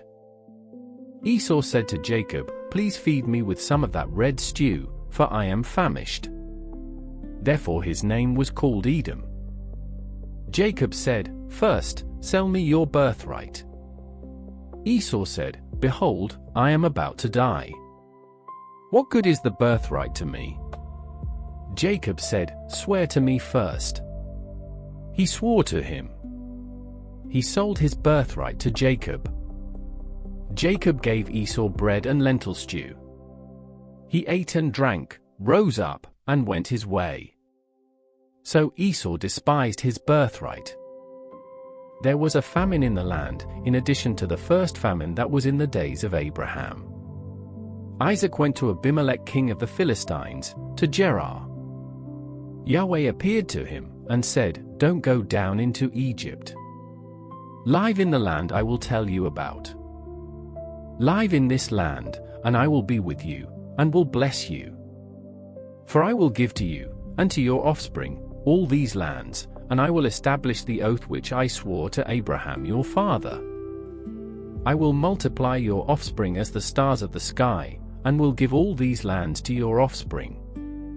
In your offspring all the nations of the earth will be blessed. Because Abraham obeyed my voice, and kept my requirements, my commandments, my statutes, and my laws." Isaac lived in Gerar. The men of the place asked him about his wife. He said, "She is my sister," for he was afraid to say, "My wife," lest, he thought, the men of the place might kill me for Rebekah, because she is beautiful to look at. When he had been there a long time, Abimelech king of the Philistines looked out at a window, and saw, and, behold, Isaac was caressing Rebekah, his wife. Abimelech called Isaac, and said, "Behold, surely she is your wife. Why did you say, 'She is my sister'?" Isaac said to him, "Because I said, 'Lest I die because of her.'" Abimelech said, "What is this you have done to us? One of the people might easily have lain with your wife, and you would have brought guilt on us." Abimelech commanded all the people, saying, "He who touches this man or his wife will surely be put to death." Isaac sowed in that land, and reaped in the same year 100 times what he planted. Yahweh blessed him. The man grew great, and grew more and more until he became very great. He had possessions of flocks, possessions of herds, and a great household. The Philistines envied him. Now all the wells which his father's servants had dug in the days of Abraham his father, the Philistines had stopped, and filled with earth. Abimelech said to Isaac, "Go away from us, for you are much mightier than we." Isaac departed from there, encamped in the valley of Gerar, and lived there. Isaac dug again the wells of water which they had dug in the days of Abraham his father, for the Philistines had stopped them after the death of Abraham. He called their names after the names by which his father had called them. Isaac's servants dug in the valley, and found there a well of springing water. The herdsmen of Gerar argued with Isaac's herdsmen, saying, "The water is ours." He called the name of the well Esek, because they contended with him. They dug another well, and they argued over that, also. He called its name Sitnah. He left that place, and dug another well. They didn't argue over that one. He called it Rehoboth. He said, "For now Yahweh has made room for us, and we will be fruitful in the land." He went up from there to Beersheba. Yahweh appeared to him the same night, and said, "I am the God of Abraham your father. Don't be afraid, for I am with you, and will bless you, and multiply your offspring for my servant Abraham's sake." He built an altar there, and called on Yahweh's name, and pitched his tent there. There Isaac's servants dug a well. Then Abimelech went to him from Gerar, and Ahuzzath his friend, and Phicol the captain of his army. Isaac said to them, Why have you come to me, since you hate me, and have sent me away from you? They said, We saw plainly that Yahweh was with you. We said, Let there now be an oath between us, even between us and you, and let's make a covenant with you, that you will do us no harm, as we have not touched you, and as we have done to you nothing but good, and have sent you away in peace. You are now the blessed of Yahweh. He made them a feast, and they ate and drank. They rose up some time in the morning, and swore an oath to one another. Isaac sent them away, and they departed from him in peace. The same day Isaac's servants came, and told him concerning the well which they had dug, and said to him, We have found water. He called it Shiva. Therefore the name of the city is Beersheba to this day. When Esau was 40 years old, he took as wife Judith, the daughter of Beeri the Hittite, and Basemath, the daughter of Elon the Hittite. They grieved Isaac's and Rebekah's spirits. When Isaac was old, and his eyes were dim, so that he could not see, he called Esau his elder son, and said to him, My son. He said to him, Here I am. He said, See now, I am old. I don't know the day of my death. Now therefore, please take your weapons, your quiver, and your bow, and go out to the field, and get me venison. Make me savory food, such as I love, and bring it to me, that I may eat, and that my soul may bless you before I die. Rebekah heard when Isaac spoke to Esau his son. Esau went to the field to hunt for venison, and to bring it.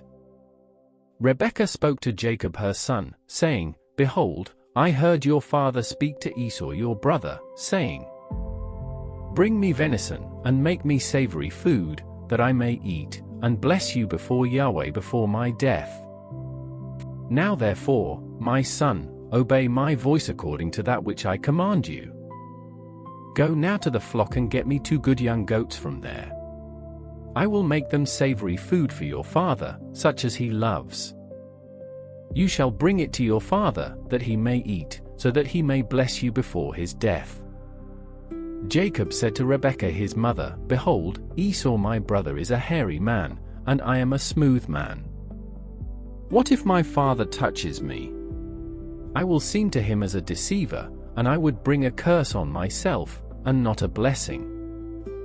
His mother said to him, Let your curse be on me, my son. Only obey my voice, and go get them for me. He went, and got them, and brought them to his mother. His mother made savory food, such as his father loved. Rebekah took the good clothes of Esau, her elder son, which were with her in the house, and put them on Jacob, her younger son. She put the skins of the young goats on his hands, and on the smooth of his neck. She gave the savory food and the bread, which she had prepared, into the hand of her son Jacob. He came to his father, and said, My father. He said, Here I am. Who are you, my son? Jacob said to his father, I am Esau your firstborn. I have done what you asked me to do. Please arise, sit and eat of my venison, that your soul may bless me. Isaac said to his son, How is it that you have found it so quickly, my son? He said, Because Yahweh your God gave me success. Isaac said to Jacob, Please come near, that I may feel you, my son, whether you are really my son Esau or not. Jacob went near to Isaac his father. He felt him, and said, The voice is Jacob's voice, but the hands are the hands of Esau. He didn't recognize him, because his hands were hairy, like his brother, Esau's hands. So he blessed him. He said, Are you really my son Esau? He said, I am. He said, Bring it near to me, and I will eat of my son's venison, that my soul may bless you. He brought it near to him, and he ate. He brought him wine, and he drank. His father Isaac said to him, "Come near now, and kiss me, my son." He came near, and kissed him. He smelled the smell of his clothing, and blessed him, and said, "Behold, the smell of my son is as the smell of a field which Yahweh has blessed. God give you of the dew of the sky, of the fatness of the earth, and plenty of grain and new wine. Let people serve you, and nations bow down to you. Be lord over your brothers. Let your mother's sons bow down to you. Cursed be everyone who curses you. Blessed be everyone who blesses you." As soon as Isaac had finished blessing Jacob, and Jacob had just gone out from the presence of Isaac his father, Esau his brother came in from his hunting. He also made savory food, and brought it to his father. He said to his father, "Let my father arise, and eat of his son's venison, that your soul may bless me." Isaac his father said to him, "Who are you?" He said, "I am your son, your firstborn, Esau." Isaac trembled violently, and said, "Who, then, is he who has taken venison, and brought it to me, and I have eaten of all before you came, and have blessed him? Yes, he will be blessed." When Esau heard the words of his father, he cried with an exceedingly great and bitter cry, and said to his father, "Bless me, even me also, my father." He said, "Your brother came with deceit, and has taken away your blessing." He said, "Isn't he rightly named Jacob? For he has supplanted me these 2 times. He took away my birthright. See, now he has taken away my blessing." He said, "Haven't you reserved a blessing for me?" Isaac answered Esau, "Behold, I have made him your lord, and all his brothers I have given to him for servants. I have sustained him with grain and new wine. What then will I do for you, my son?" Esau said to his father, "Do you have just one blessing, my father? Bless me, even me also, my father." Esau lifted up his voice, and wept. Isaac his father answered him, "Behold, your dwelling will be of the fatness of the earth, and of the dew of the sky from above. You will live by your sword, and you will serve your brother. It will happen, when you will break loose, that you will shake his yoke from off your neck." Esau hated Jacob because of the blessing with which his father blessed him. Esau said in his heart, "The days of mourning for my father are at hand. Then I will kill my brother Jacob." The words of Esau, her elder son, were told to Rebekah. She sent and called Jacob, her younger son, and said to him, "Behold, your brother Esau comforts himself about you by planning to kill you. Now therefore, my son, obey my voice. Arise, flee to Laban, my brother, in Haran. Stay with him a few days, until your brother's fury turns away. Until your brother's anger turns away from you, and he forgets what you have done to him. Then I will send, and get you from there. Why should I be bereaved of you both in one day?" Rebekah said to Isaac, "I am weary of my life because of the daughters of Heth. If Jacob takes a wife of the daughters of Heth, such as these, of the daughters of the land, what good will my life do me?" Isaac called Jacob, blessed him, and commanded him, "You shall not take a wife of the daughters of Canaan. Arise, go to Paddan Aram, to the house of Bethuel your mother's father. Take a wife from there from the daughters of Laban, your mother's brother. May God Almighty bless you, and make you fruitful, and multiply you, that you may be a company of peoples. And give you the blessing of Abraham, to you and to your offspring with you, that you may inherit the land where you travel, which God gave to Abraham." Isaac sent Jacob away.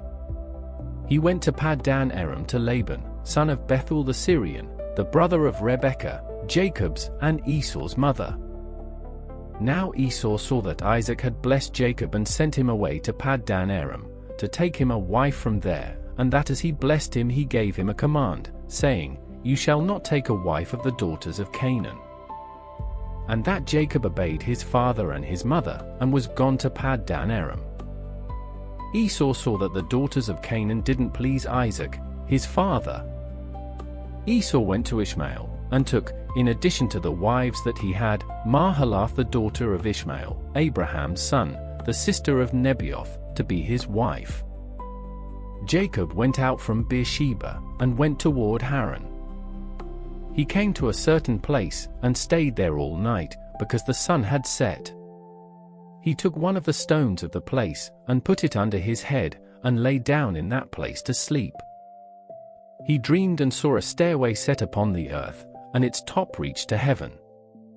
Behold, the angels of God were ascending and descending on it. Behold, Yahweh stood above it, and said, I am Yahweh, the God of Abraham your father, and the God of Isaac. I will give the land you lie on to you and to your offspring. Your offspring will be as the dust of the earth, and you will spread abroad to the west, and to the east, and to the north, and to the south. In you and in your offspring, all the families of the earth will be blessed. Behold, I am with you, and will keep you, wherever you go, and will bring you again into this land. For I will not leave you, until I have done that which I have spoken of to you. Jacob awakened out of his sleep, and he said, Surely Yahweh is in this place, and I didn't know it. He was afraid, and said, How awesome this place is! This is none other than God's house, and this is the gate of heaven. Jacob rose up early in the morning, and took the stone that he had put under his head, and set it up for a pillar, and poured oil on its top. He called the name of that place Bethel, but the name of the city was Luz at the first. Jacob vowed a vow, saying, If God will be with me, and will keep me in this way that I go, and will give me bread to eat, and clothing to put on, so that I come again to my father's house in peace, and Yahweh will be my God. Then this stone, which I have set up for a pillar, will be God's house. Of all that you will give me I will surely give a tenth to you. Then Jacob went on his journey, and came to the land of the children of the east. He looked, and behold, a well in the field, and saw 3 flocks of sheep lying there by it. For out of that well they watered the flocks. The stone on the well's mouth was large. There all the flocks were gathered. They rolled the stone from the well's mouth, and watered the sheep, and put the stone again on the well's mouth in its place. Jacob said to them, My relatives, where are you from? They said, We are from Haran. He said to them, Do you know Laban, the son of Nahor? They said, We know him. He said to them, Is it well with him? They said, It is well. See, Rachel, his daughter, is coming with the sheep. He said, Behold, it is still the middle of the day, not time to gather the livestock together. Water the sheep, and go and feed them. They said, We can't, until all the flocks are gathered together, and they roll the stone from the well's mouth. Then we water the sheep. While he was yet speaking with them, Rachel came with her father's sheep, for she kept them. When Jacob saw Rachel the daughter of Laban, his mother's brother, and the sheep of Laban, his mother's brother, Jacob went near, and rolled the stone from the well's mouth, and watered the flock of Laban his mother's brother. Jacob kissed Rachel, and lifted up his voice, and wept. Jacob told Rachel that he was her father's relative, and that he was Rebekah's son. She ran and told her father. When Laban heard the news of Jacob, his sister's son, he ran to meet Jacob, and embraced him, and kissed him, and brought him to his house. Jacob told Laban all these things. Laban said to him, Surely you are my bone and my flesh. Jacob stayed with him for a month. Laban said to Jacob, Because you are my relative, should you therefore serve me for nothing? Tell me, what will your wages be? Laban had 2 daughters. The name of the elder was Leah, and the name of the younger was Rachel. Leah's eyes were weak, but Rachel was beautiful in form and attractive. Jacob loved Rachel. He said, I will serve you 7 years for Rachel, your younger daughter." Laban said, "It is better that I give her to you, than that I should give her to another man. Stay with me." Jacob served 7 years for Rachel. They seemed to him but a few days, for the love he had for her. Jacob said to Laban, "Give me my wife, for my days are fulfilled, that I may go into her." Laban gathered together all the men of the place, and made a feast. In the evening, he took Leah his daughter, and brought her to Jacob. He went into her. Laban gave Zilpah his servant to his daughter Leah for a servant. In the morning, behold, it was Leah. He said to Laban, "What is this you have done to me? Didn't I serve with you for Rachel? Why then have you deceived me?"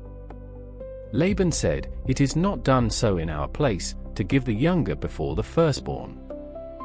Fulfill the week of this one, and we will give you the other also for the service which you will serve with me for 7 more years." Jacob did so, and fulfilled her week. He gave him Rachel his daughter as wife. Laban gave Bilhah, his servant, to his daughter Rachel to be her servant. He went in also to Rachel, and he loved also Rachel more than Leah, and served with him 7 more years. Yahweh saw that Leah was hated, and he opened her womb, but Rachel was barren. Leah conceived, and bore a son, and she named him Reuben. For she said, "Because Yahweh has looked at my affliction, for now my husband will love me." She conceived again, and bore a son, and said, "Because Yahweh has heard that I am hated, he has therefore given me this son also." She named him Simeon. She conceived again, and bore a son. She said, "Now this time my husband will be joined to me, because I have borne him 3 sons." Therefore his name was called Levi. She conceived again, and bore a son. She said, "This time I will praise Yahweh." Therefore she named him Judah. Then she stopped bearing. When Rachel saw that she bore Jacob no children, Rachel envied her sister. She said to Jacob, "Give me children, or else I will die." Jacob's anger burned against Rachel, and he said, "Am I in God's place, who has withheld from you the fruit of the womb?" She said, "Behold, my maid Bilhah. Go into her, that she may bear on my knees, and I also may obtain children by her." She gave him Bilhah her servant as wife, and Jacob went into her. Bilhah conceived, and bore Jacob a son. Rachel said, "God has judged me, and has also heard my voice, and has given me a son." Therefore she called his name Dan. Bilhah, Rachel's servant, conceived again, and bore Jacob a second son. Rachel said, "I have wrestled with my sister with mighty wrestlings, and have prevailed." She named him Naphtali. When Leah saw that she had finished bearing, she took Zilpah, her servant, and gave her to Jacob as a wife. Zilpah, Leah's servant, bore Jacob a son. Leah said, "How fortunate!" She named him Gad. Zilpah, Leah's servant, bore Jacob a second son. Leah said, "Happy am I, for the daughters will call me happy." She named him Asher. Reuben went in the days of wheat harvest, and found mandrakes in the field, and brought them to his mother, Leah. Then Rachel said to Leah, "Please give me some of your son's mandrakes." Leah said to her, "Is it a small matter that you have taken away my husband? Would you take away my son's mandrakes also?" Rachel said, "Therefore he will lie with you tonight for your son's mandrakes." Jacob came from the field in the evening, and Leah went out to meet him, and said, "You must come in to me, for I have surely hired you with my son's mandrakes." He lay with her that night. God listened to Leah, and she conceived, and bore Jacob a 5th son. Leah said, "God has given me my hire, because I gave my servant to my husband." She named him Issachar.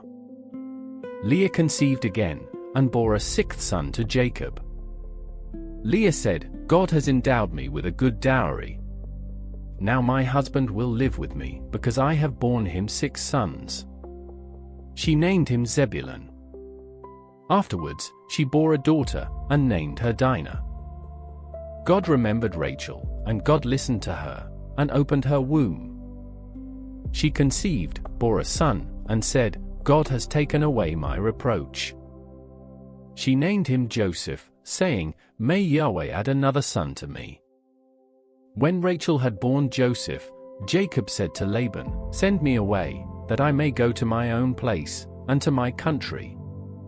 Give me my wives and my children for whom I have served you, and let me go, for you know my service with which I have served you."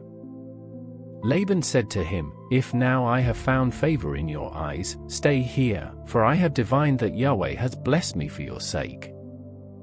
He said, "Appoint me your wages, and I will give it." Jacob said to him, "You know how I have served you, and how your livestock have fared with me. For it was little which you had before I came, and it has increased to a multitude. Yahweh has blessed you wherever I turned. Now when will I provide for my own house also?" Laban said, "What shall I give you?" Jacob said, "You shall not give me anything. If you will do this thing for me, I will again feed your flock and keep it. I will pass through all your flock today, removing from there every speckled and spotted one, and every black one among the sheep, and the spotted and speckled among the goats. This will be my hire. So my righteousness will answer for me hereafter, when you come concerning my hire that is before you. Every one that is not speckled and spotted among the goats, and black among the sheep, that might be with me, will be considered stolen." Laban said, "Behold, let it be according to your word."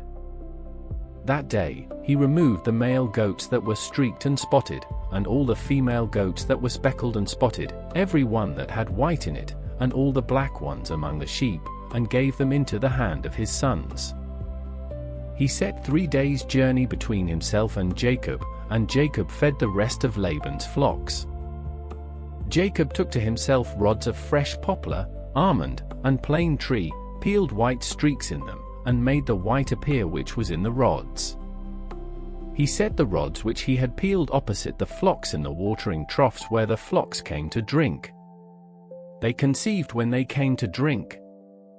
The flocks conceived before the rods, and the flocks produced streaked, speckled, and spotted.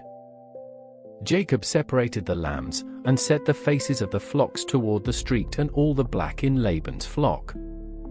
He put his own droves apart, and didn't put them into Laban's flock. Whenever the stronger of the flock conceived, Jacob laid the rods in front of the eyes of the flock in the watering troughs, that they might conceive among the rods. But when the flock were feeble, he didn't put them in. So the feebler were Laban's, and the stronger Jacob's. The man increased exceedingly, and had large flocks, female servants and male servants, and camels and donkeys. Jacob heard Laban's son's words, saying, "Jacob has taken away all that was our father's. He has obtained all this wealth from that which was our father's." Jacob saw the expression on Laban's face, and, behold, it was not toward him as before. Yahweh said to Jacob, "Return to the land of your fathers, and to your relatives, and I will be with you." Jacob sent and called Rachel and Leah to the field to his flock, and said to them, "I see the expression on your father's face, that it is not toward me as before, but the God of my father has been with me. You know that I have served your father with all of my strength. Your father has deceived me, and changed my wages 10 times, but God didn't allow him to hurt me. If he said, 'The speckled will be your wages,' then all the flock bore speckled. If he said, 'The streaked will be your wages,' then all the flock bore streaked. Thus God has taken away your father's livestock, and given them to me. During mating season, I lifted up my eyes, and saw in a dream, and behold, the male goats which leaped on the flock were streaked, speckled, and grizzled. The angel of God said to me in the dream, 'Jacob,' and I said, 'Here I am.' he said, "Now lift up your eyes, and behold, all the male goats which leap on the flock are streaked, speckled, and grizzled, for I have seen all that Laban does to you. I am the God of Bethel, where you anointed a pillar, where you vowed a vow to me. Now arise, get out from this land, and return to the land of your birth." Rachel and Leah answered him, "Is there yet any portion or inheritance for us in our father's house? Aren't we considered as foreigners by him? For he has sold us, and has also used up our money. For all the riches which God has taken away from our father are ours and our children's. Now then, whatever God has said to you, do." Then Jacob rose up, and set his sons and his wives on the camels. And he took away all his livestock, and all his possessions which he had gathered, including the livestock which he had gained in Paddan Aram, to go to Isaac his father, to the land of Canaan.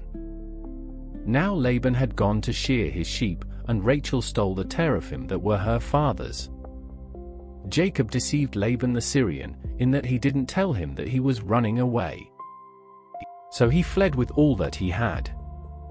He rose up, passed over the river, and set his face toward the mountain of Gilead. Laban was told on the third day that Jacob had fled. He took his relatives with him, and pursued him 7 days' journey.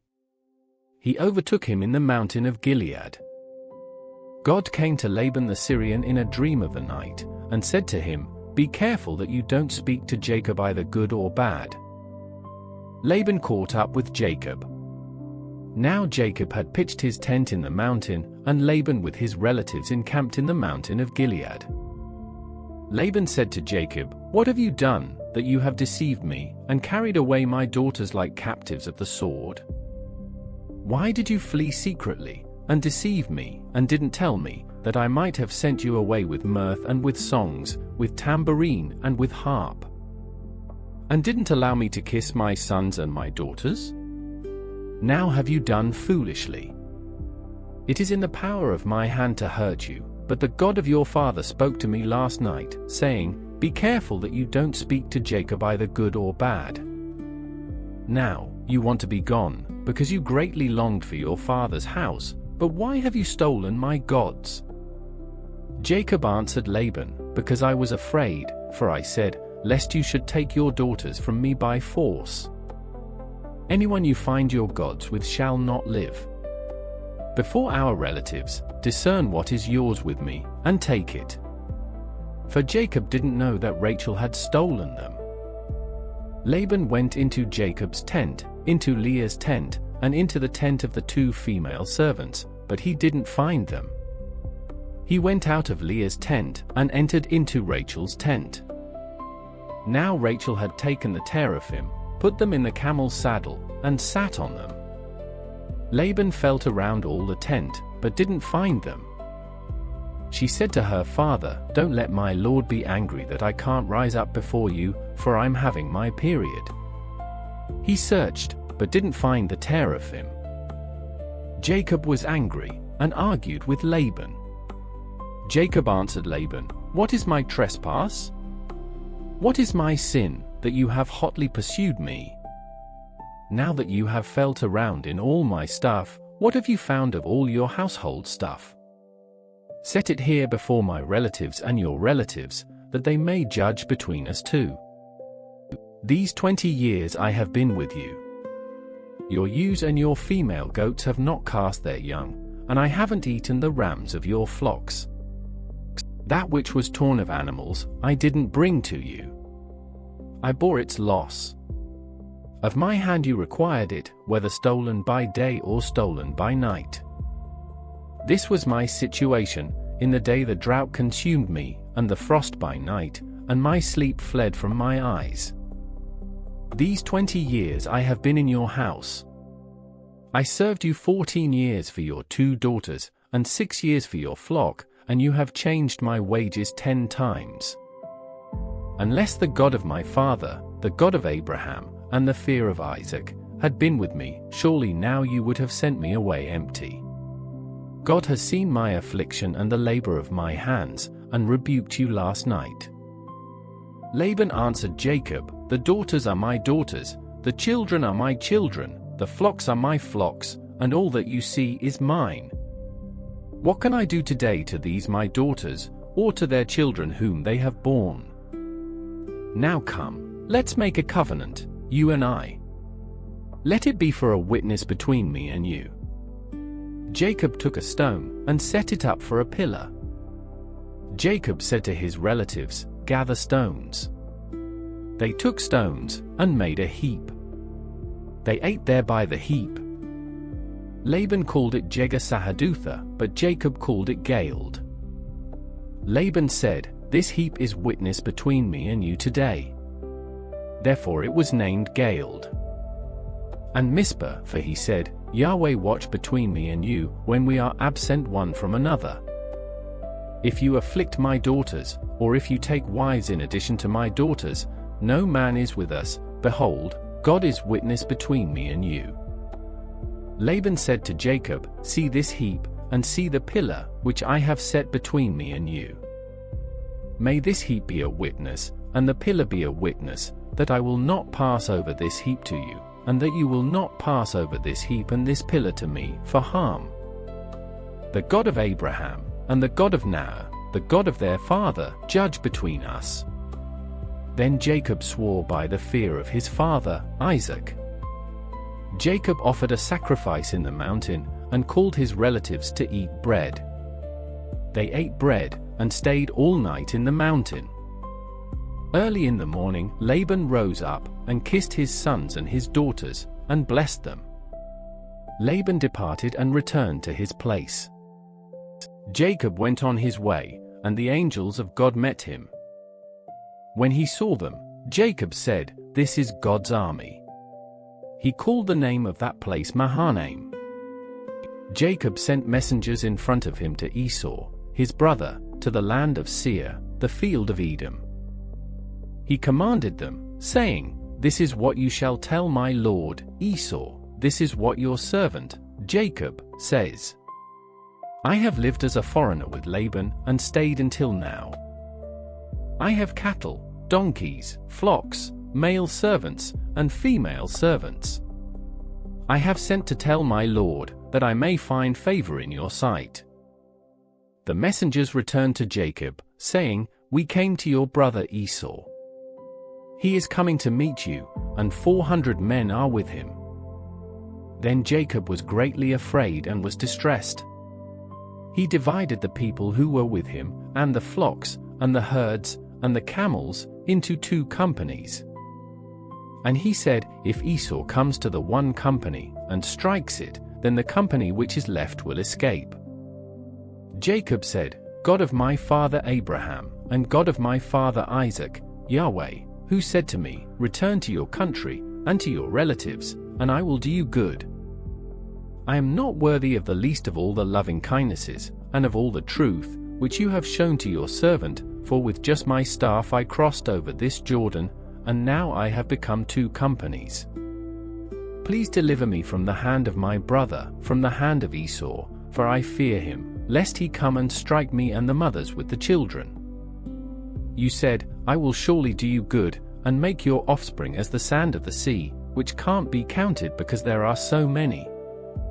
He stayed there that night, and took from that which he had with him a present for Esau, his brother: 200 female goats and 20 male goats, 200 ewes and 20 rams, 30 milk camels and their colts, 40 cows, 10 bulls, 20 female donkeys and 10 foals. He delivered them into the hands of his servants, every herd by itself, and said to his servants, "Pass over before me, and put a space between herd and herd."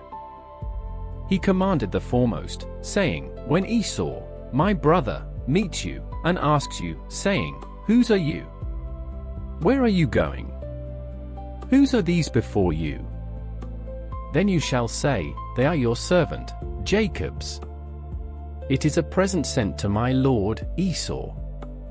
Behold, he also is behind us.'" He commanded also the second, and the third, and all that followed the herds, saying, "This is how you shall speak to Esau, when you find him. You shall say, not only that, but behold, your servant, Jacob, is behind us. For, he said, I will appease him with the present that goes before me, and afterward I will see his face. Perhaps he will accept me. So the present passed over before him, and he himself stayed that night in the camp. He rose up that night, and took his 2 wives, and his 2 servants, and his 11 sons, and crossed over the ford of the Jabbok. He took them, and sent them over the stream, and sent over that which he had. Jacob was left alone, and wrestled with a man there until the breaking of the day. When he saw that he didn't prevail against him, the man touched the hollow of his thigh, and the hollow of Jacob's thigh was strained as he wrestled. The man said, Let me go, for the day breaks. Jacob said, I won't let you go unless you bless me. He said to him, What is your name? He said, Jacob. He said, Your name will no longer be called Jacob, but Israel, for you have fought with God and with men, and have prevailed. Jacob asked him, Please tell me your name. He said, Why is it that you ask what my name is? He blessed him there. Jacob called the name of the place Peniel, for he said, I have seen God face to face, and my life is preserved. The sun rose on him as he passed over Peniel, and he limped because of his thigh. Therefore the children of Israel don't eat the sinew of the hip, which is on the hollow of the thigh, to this day, because he touched the hollow of Jacob's thigh in the sinew of the hip. Jacob lifted up his eyes, and looked, and, behold, Esau was coming, and with him 400 men. He divided the children between Leah, Rachel, and the 2 servants. He put the servants and their children in front, Leah and her children after, and Rachel and Joseph at the rear. He himself passed over in front of them, and bowed himself to the ground 7 times, until he came near to his brother. Esau ran to meet him, embraced him, fell on his neck, kissed him, and they wept. He lifted up his eyes, and saw the women and the children, and said, Who are these with you? He said, The children whom God has graciously given your servant. Then the servants came near with their children, and they bowed themselves. Leah also and her children came near, and bowed themselves. After them, Joseph came near with Rachel, and they bowed themselves. Esau said, What do you mean by all this company which I met? Jacob said, To find favor in the sight of my Lord. Esau said, I have enough, my brother, let that which you have be yours. Jacob said, Please, no, if I have now found favor in your sight, then receive my present at my hand, because I have seen your face, as one sees the face of God, and you were pleased with me.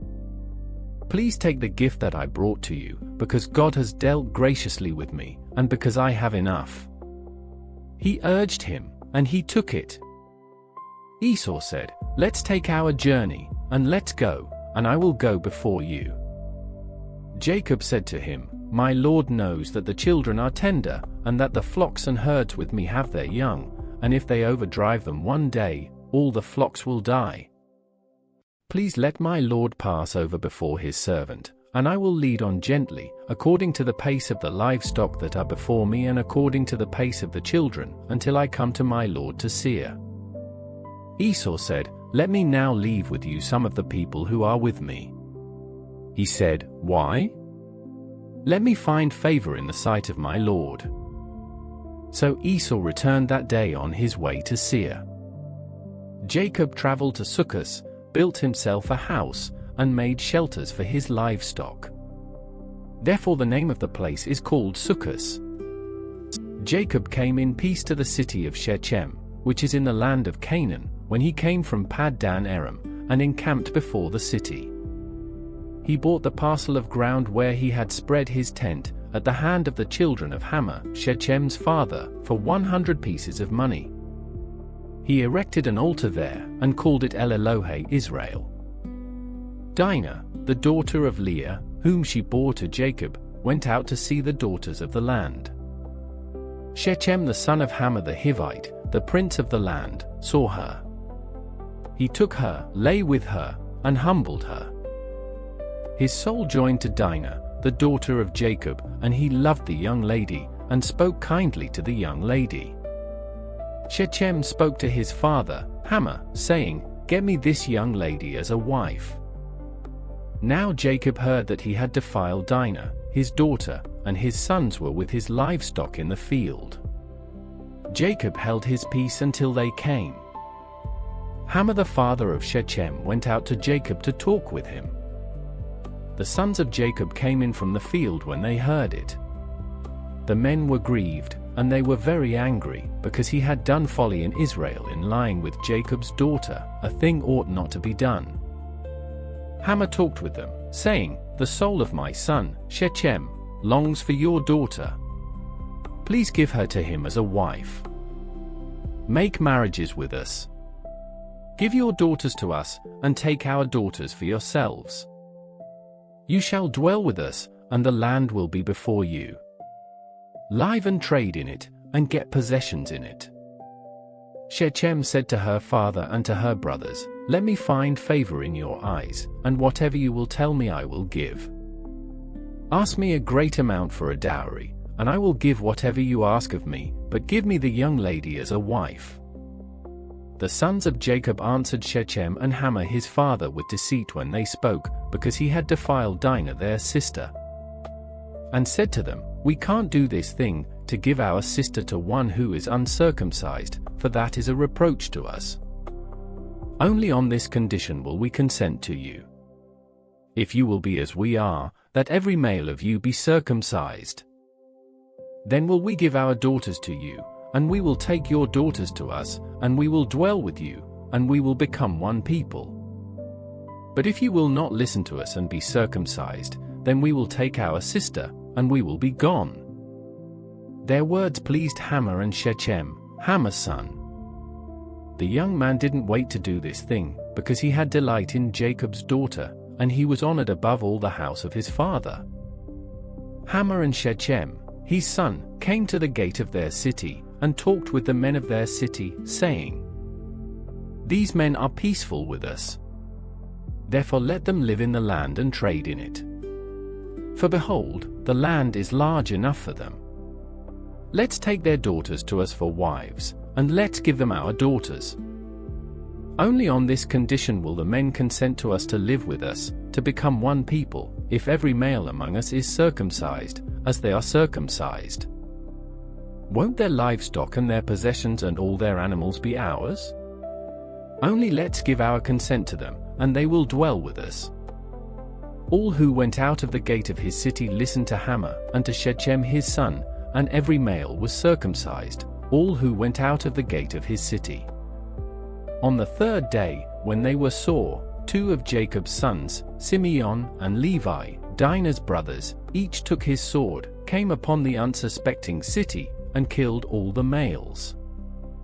They killed Hamor and Shechem, his son, with the edge of the sword, and took Dinah out of Shechem's house, and went away. Jacob's sons came on the dead, and plundered the city, because they had defiled their sister. They took their flocks, their herds, their donkeys, that which was in the city, that which was in the field, and all their wealth.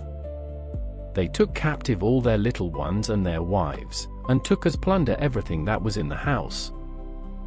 Jacob said to Simeon and Levi, "You have troubled me, to make me odious to the inhabitants of the land, among the Canaanites and the Perizzites. I am few in number. They will gather themselves together against me and strike me, and I will be destroyed, I and my house." They said, "Should he deal with our sister as with a prostitute?" God said to Jacob, "Arise, go up to Bethel, and live there. Make there an altar to God, who appeared to you when you fled from the face of Esau your brother." Then Jacob said to his household, and to all who were with him, "Put away the foreign gods that are among you, purify yourselves, change your garments. Let's arise, and go up to Bethel. I will make there an altar to God, who answered me in the day of my distress, and was with me on the way which I went." They gave to Jacob all the foreign gods which were in their hands, and the rings which were in their ears, and Jacob hid them under the oak which was by Shechem.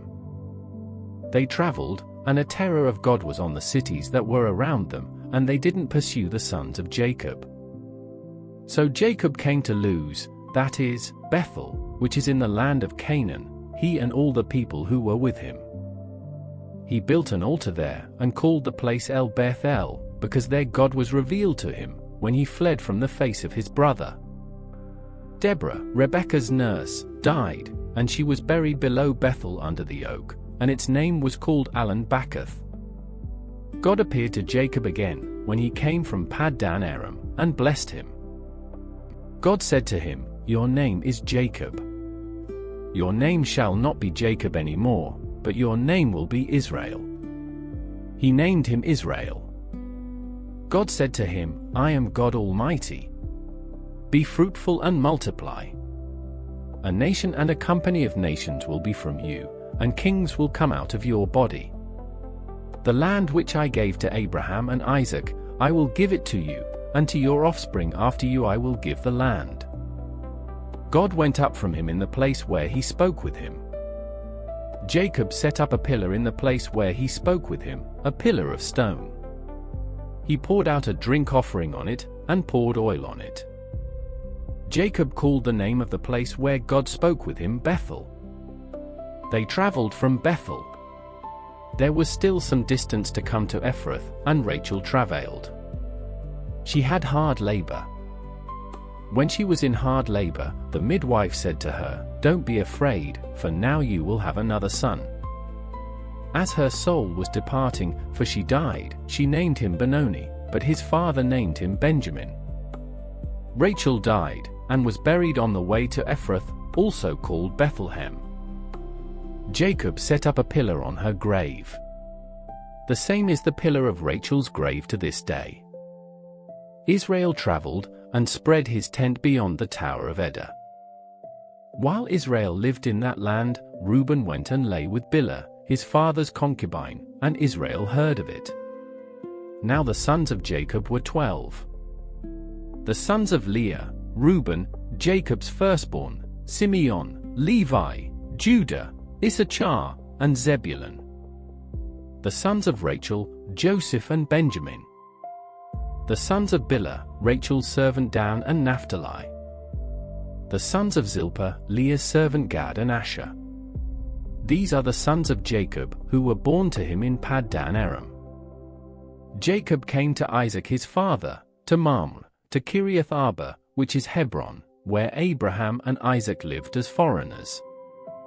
The days of Isaac were 180 years. Isaac gave up the spirit and died, and was gathered to his people, old and full of days. Esau and Jacob, his sons, buried him. Now this is the history of the generations of Esau, that is, Edom. Esau took his wives from the daughters of Canaan, Odah the daughter of Elon, the Hittite, and Oholibamah the daughter of Anah, the daughter of Zibeon, the Hivite. And Basemath, Ishmael's daughter, sister of Nebaioth. Odah bore to Esau Eliphaz. Basemath bore Royal. Oholibamah bore Jush, Jalam, and Korah. These are the sons of Esau, who were born to him in the land of Canaan. Esau took his wives, his sons, his daughters, and all the members of his household, with his livestock, all his animals, and all his possessions, which he had gathered in the land of Canaan, and went into a land away from his brother Jacob. For their substance was too great for them to dwell together, and the land of their travels couldn't bear them because of their livestock. Esau lived in the hill country of Seir. Esau is Edom. This is the history of the generations of Esau the father of the Edomites in the hill country of Seir. These are the names of Esau's sons, Eliphaz, the son of Odah, the wife of Esau, and Royal, the son of Basemath, the wife of Esau. The sons of Eliphaz were Teman, Omar, Zepho, and Gatam, and Kenaz. Timnah was concubine to Eliphaz, Esau's son, and she bore to Eliphaz Amalek. These are the descendants of Oda, Esau's wife. These are the sons of Royal, Nahath, Zerah, Shammah, and Mizah. These were the descendants of Basemath, Esau's wife. These were the sons of Oholibamah, the daughter of Anah, the daughter of Zibeon, Esau's wife. She bore to Esau Jush, Jalam, and Korah. These are the chiefs of the sons of Esau, the sons of Eliphaz the firstborn of Esau, chief Teman, chief Omar, chief Zepho, chief Kenaz, chief Korah, chief Gatam, chief Amalek. These are the chiefs who came of Eliphaz in the land of Edom. These are the sons of Oda. These are the sons of Royal, Esau's son, chief Nahath, chief Zerah, chief Shammah, chief Mizah. These are the chiefs who came of Royal in the land of Edom. These are the sons of Basemath, Esau's wife. These are the sons of Oholibamah, Esau's wife, chief Jush, chief Jalam, chief Korah. These are the chiefs who came of Oholibamah the daughter of Anah, Esau's wife. These are the sons of Esau, that is, Edom, and these are their chiefs. These are the sons of Seir the Horite, the inhabitants of the land, Lotan, Shobal, Zibeon, Anah, Dishon, Ezer, and Dishan. These are the chiefs who came of the Horites, the children of Seir in the land of Edom.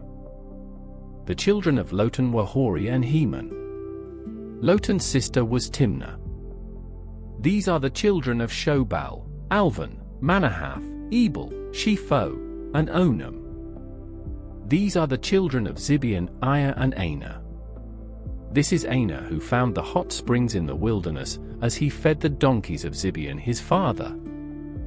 These are the children of Anah, Dishon and Oholibamah, the daughter of Anah. These are the children of Dishon, Hemdan, Eshban, Ithran, and Cheran. These are the children of Ezer, Bilhan, Zavan, and Akan.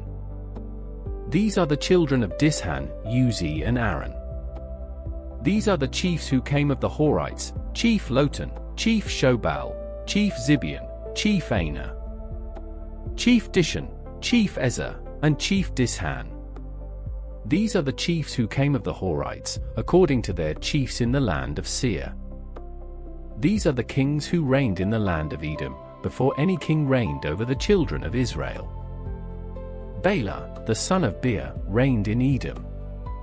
The name of his city was Dinhaba. Bela died, and Jobab, the son of Zerah of Bozrah, reigned in his place. Jobab died, and Husham of the land of the Temanites reigned in his place. Husham died, and Hadad, the son of Bedad, who struck Midian in the field of Moab, reigned in his place. The name of his city was Avith. Hadad died, and Samlah of Masrekah reigned in his place. Samlah died, and Shaul of Rehoboth by the river reigned in his place. Shaul died, and Baal-Hanan the son of Achbor reigned in his place. Baal-Hanan the son of Achbor died, and Hadar reigned in his place. The name of his city was Pau. His wife's name was Mehetabel, the daughter of Matred, the daughter of Mezahab.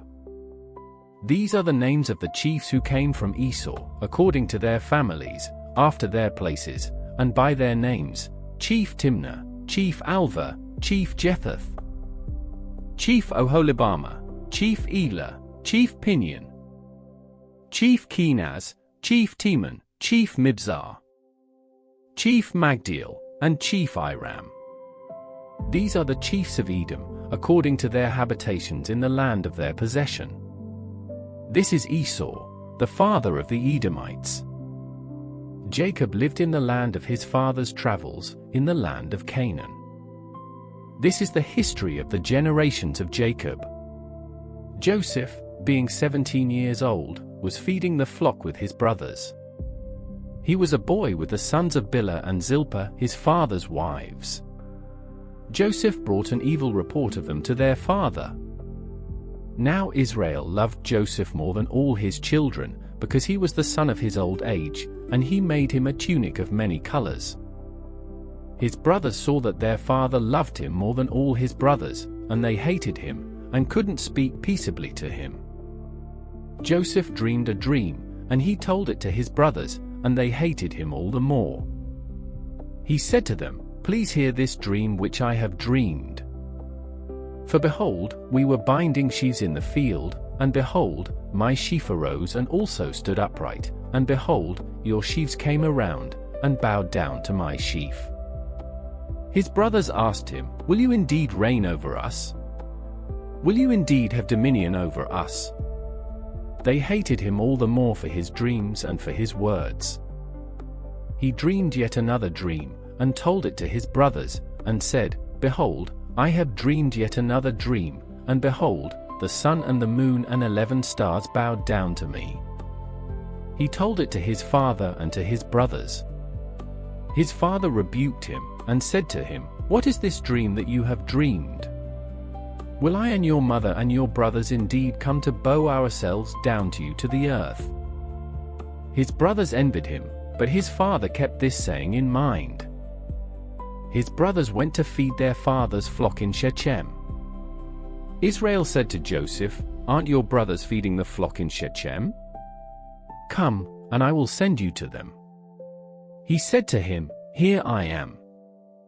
He said to him, "Go now, see whether it is well with your brothers, and well with the flock, and bring me word again." So he sent him out of the valley of Hebron, and he came to Shechem. A certain man found him, and behold, he was wandering in the field. The man asked him, "What are you looking for?" He said, "I am looking for my brothers. Tell me, please, where they are feeding the flock."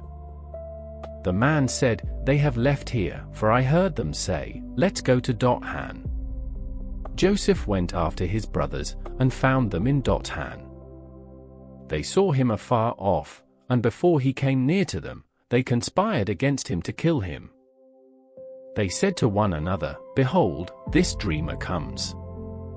Come now therefore, and let's kill him, and cast him into one of the pits, and we will say, 'An evil animal has devoured him.' We will see what will become of his dreams." Reuben heard it, and delivered him out of their hand, and said, "Let's not take his life." Reuben said to them, "Shed no blood. Throw him into this pit that is in the wilderness, but lay no hand on him, that he might deliver him out of their hand, to restore him to his father." When Joseph came to his brothers, they stripped Joseph of his tunic, the tunic of many colors that was on him. And they took him, and threw him into the pit. The pit was empty. There was no water in it. They sat down to eat bread, and they lifted up their eyes and looked, and saw a caravan of Ishmaelites was coming from Gilead, with their camels bearing spices and balm and myrrh, going to carry it down to Egypt. Judah said to his brothers, "What profit is it if we kill our brother and conceal his blood? Come, and let's sell him to the Ishmaelites, and not let our hand be on him, for he is our brother, our flesh." His brothers listened to him. Midianites who were merchants passed by, and they drew and lifted up Joseph out of the pit, and sold Joseph to the Ishmaelites for 20 pieces of silver. The merchants brought Joseph into Egypt. Reuben returned to the pit, and saw that Joseph wasn't in the pit, and he tore his clothes. He returned to his brothers, and said, "The child is no more, and where will I go?" They took Joseph's tunic, and killed a male goat, and dipped the tunic in the blood. They took the tunic of many colors, and they brought it to their father, and said, "We have found this. Examine it now, and see if it is your son's tunic or not." He recognized it, and said, "It is my son's tunic. An evil animal has devoured him. Joseph is without doubt torn in pieces." Jacob tore his clothes, and put sackcloth on his waist, and mourned for his son many days. All his sons and all his daughters rose up to comfort him, but he refused to be comforted. He said, "For I will go down to Sheol to my son, mourning." His father wept for him.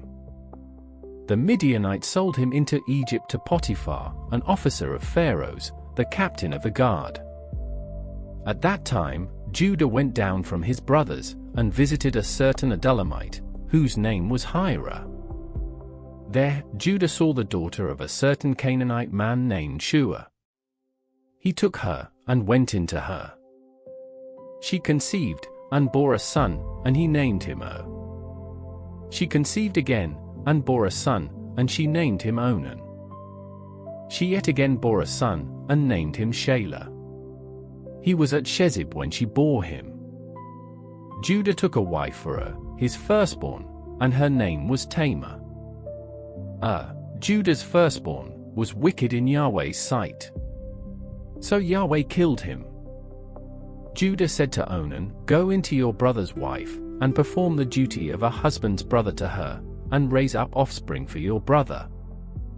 Onan knew that the offspring wouldn't be his, and when he went into his brother's wife, he spilled his semen on the ground, lest he should give offspring to his brother.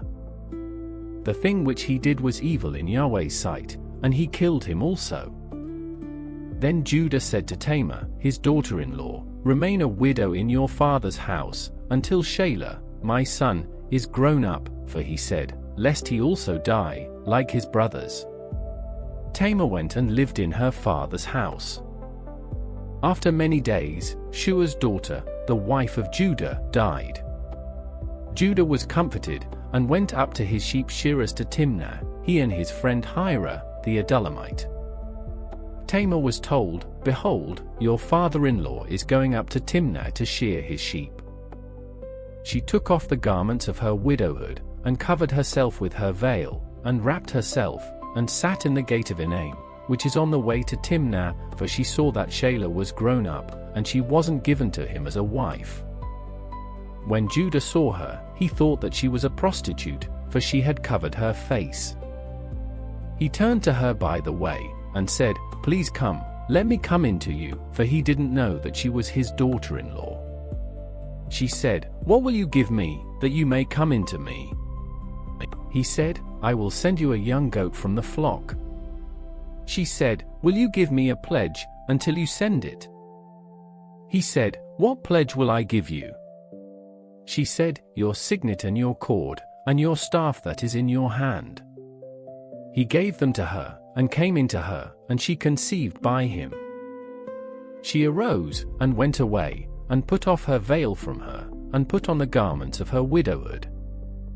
Judah sent the young goat by the hand of his friend, the Adullamite, to receive the pledge from the woman's hand, but he didn't find her. Then he asked the men of her place, saying, "Where is the prostitute that was at Enaim by the road?" They said, "There has been no prostitute here." He returned to Judah, and said, "I haven't found her," and also the men of the place said, "There has been no prostitute here." Judah said, "Let her keep it, lest we be shamed.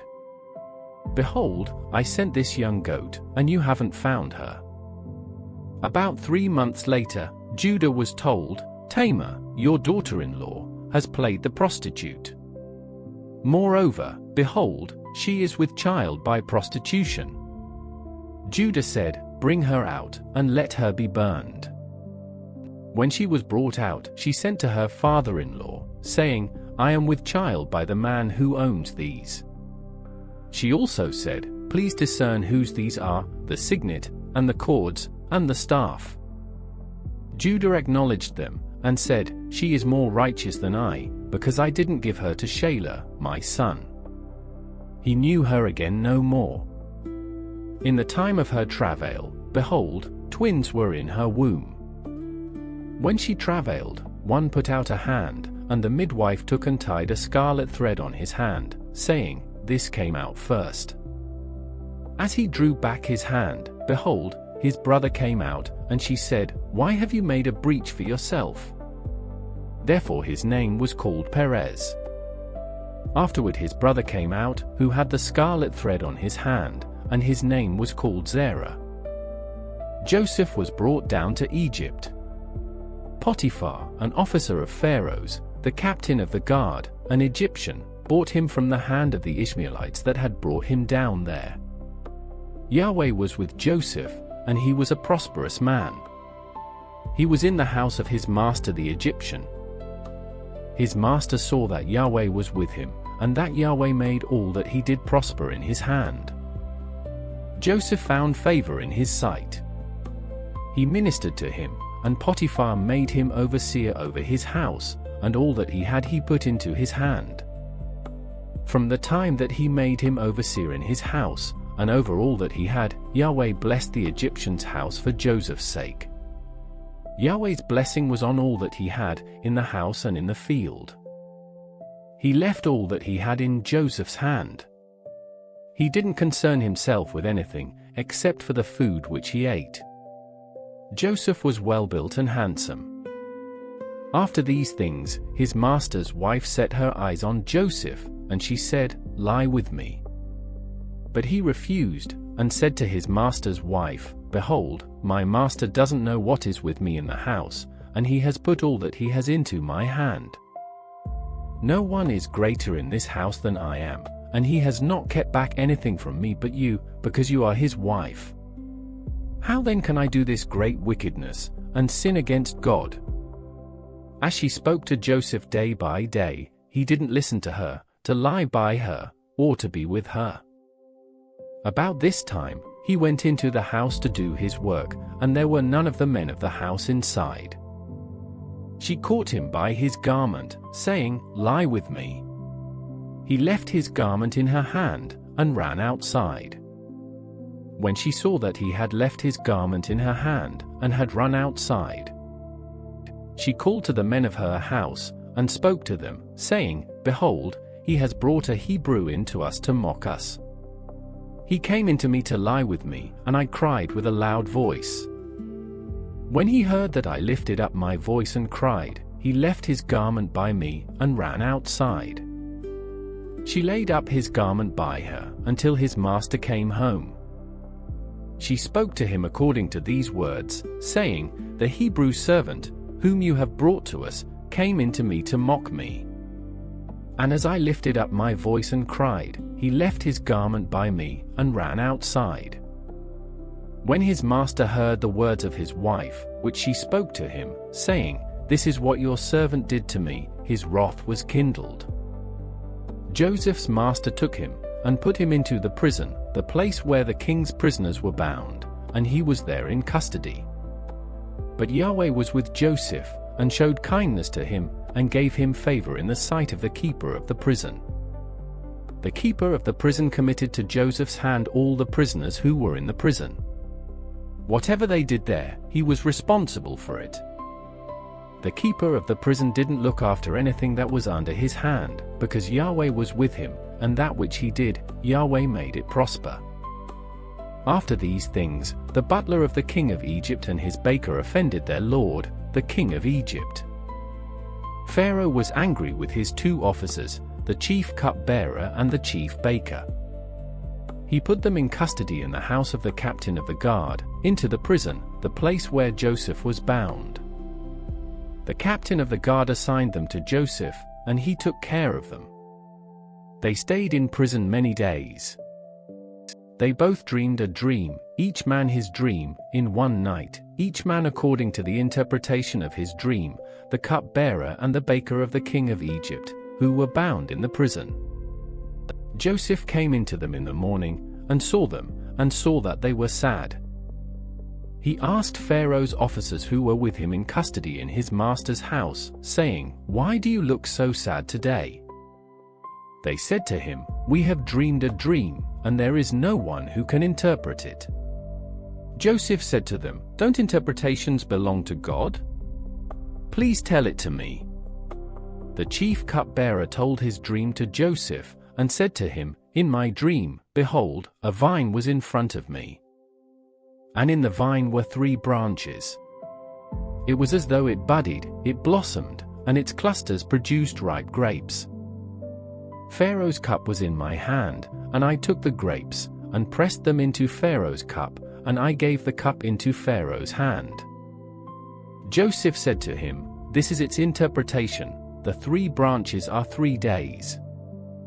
Within 3 more days, Pharaoh will lift up your head, and restore you to your office. You will give Pharaoh's cup into his hand, the way you did when you were his cup-bearer. But remember me when it is well with you. Please show kindness to me, and make mention of me to Pharaoh, and bring me out of this house. For indeed, I was stolen away out of the land of the Hebrews, and here also I have done nothing that they should put me into the dungeon." When the chief baker saw that the interpretation was good, he said to Joseph, "I also was in my dream, and behold, 3 baskets of white bread were on my head. In the uppermost basket there were all kinds of baked food for Pharaoh, and the birds ate them out of the basket on my head." Joseph answered, "This is its interpretation. The 3 baskets are 3 days. Within 3 more days, Pharaoh will lift up your head from off you, and will hang you on a tree, and the birds will eat your flesh from off you." On the 3rd day, which was Pharaoh's birthday, he made a feast for all his servants, and he lifted up the head of the chief cupbearer and the head of the chief baker among his servants. He restored the chief cupbearer to his position again, and he gave the cup into Pharaoh's hand. But he hanged the chief baker, as Joseph had interpreted to them. Yet the chief cupbearer didn't remember Joseph, but forgot him. At the end of 2 full years, Pharaoh dreamed, and behold, he stood by the river. Behold, 7 cattle came up out of the river. They were sleek and fat, and they fed in the marsh grass. Behold, 7 other cattle came up after them out of the river, ugly and thin, and stood by the other cattle on the brink of the river. The ugly and thin cattle ate up the 7 sleek and fat cattle. So Pharaoh awoke. He slept and dreamed a second time, and behold, 7 heads of grain came up on one stalk, healthy and good. Behold, 7 heads of grain, thin and blasted with the east wind, sprung up after them. The thin heads of grain swallowed up the 7 healthy and full ears. Pharaoh awoke, and behold, it was a dream. In the morning, his spirit was troubled, and he sent and called for all of Egypt's magicians and wise men. Pharaoh told them his dreams, but there was no one who could interpret them to Pharaoh. Then the chief cupbearer spoke to Pharaoh, saying, "I remember my faults today. Pharaoh was angry with his servants, and put me in custody in the house of the captain of the guard, with the chief baker. We dreamed a dream in one night, he and I. Each man dreamed according to the interpretation of his dream. There was with us there a young man, a Hebrew, servant to the captain of the guard, and we told him, and he interpreted to us our dreams. He interpreted to each man according to his dream. As he interpreted to us, so it was. He restored me to my office, and he hanged him." Then Pharaoh sent and called Joseph, and they brought him hastily out of the dungeon. He shaved himself, changed his clothing, and came in to Pharaoh. Pharaoh said to Joseph, "I have dreamed a dream, and there is no one who can interpret it. I have heard it said of you, that when you hear a dream you can interpret it." Joseph answered Pharaoh, saying, "It isn't in me. God will give Pharaoh an answer of peace." Pharaoh spoke to Joseph, "In my dream, behold, I stood on the brink of the river. And behold, there came up out of the river 7 cattle, fat and sleek. They fed in the marsh grass. And behold, 7 other cattle came up after them, poor and very ugly and thin, such as I never saw in all the land of Egypt for ugliness. The thin and ugly cattle ate up the first 7 fat cattle. And when they had eaten them up, it couldn't be known that they had eaten them, but they were still ugly, as at the beginning. So I awoke. I saw in my dream, and behold, 7 heads of grain came up on one stalk, full and good. And behold, 7 heads of grain, withered, thin, and blasted with the east wind, sprung up after them. The thin heads of grain swallowed up the 7 good heads of grain. I told it to the magicians, but there was no one who could explain it to me." Joseph said to Pharaoh, "The dream of Pharaoh is one. What God is about to do he has declared to Pharaoh. The 7 good cattle are 7 years, and the 7 good heads of grain are 7 years. The dream is one. The 7 thin and ugly cattle that came up after them are 7 years, and also the 7 empty heads of grain blasted with the east wind, they will be 7 years of famine. That is the thing which I have spoken to Pharaoh. God has shown Pharaoh what he is about to do. Behold, 7 years of great plenty throughout all the land of Egypt are coming. 7 years of famine will arise after them, and all the plenty will be forgotten in the land of Egypt. The famine will consume the land, and the plenty will not be known in the land by reason of that famine which follows, for it will be very grievous. The dream was double to Pharaoh, because the thing is established by God, and God will shortly bring it to pass. Now therefore let Pharaoh look for a discreet and wise man, and set him over the land of Egypt. Let Pharaoh do this, and let him appoint overseers over the land, and take up the 5th part of the land of Egypt's produce in the 7 plenteous years. Let them gather all the food of these good years that come, and store grain under the hand of Pharaoh for food in the cities, and let them keep it. The food will be to supply the land against the 7 years of famine, which will be in the land of Egypt, so that the land will not perish through the famine. The thing was good in the eyes of Pharaoh, and in the eyes of all his servants. Pharaoh said to his servants, "Can we find such a one as this, a man in whom is the Spirit of God?"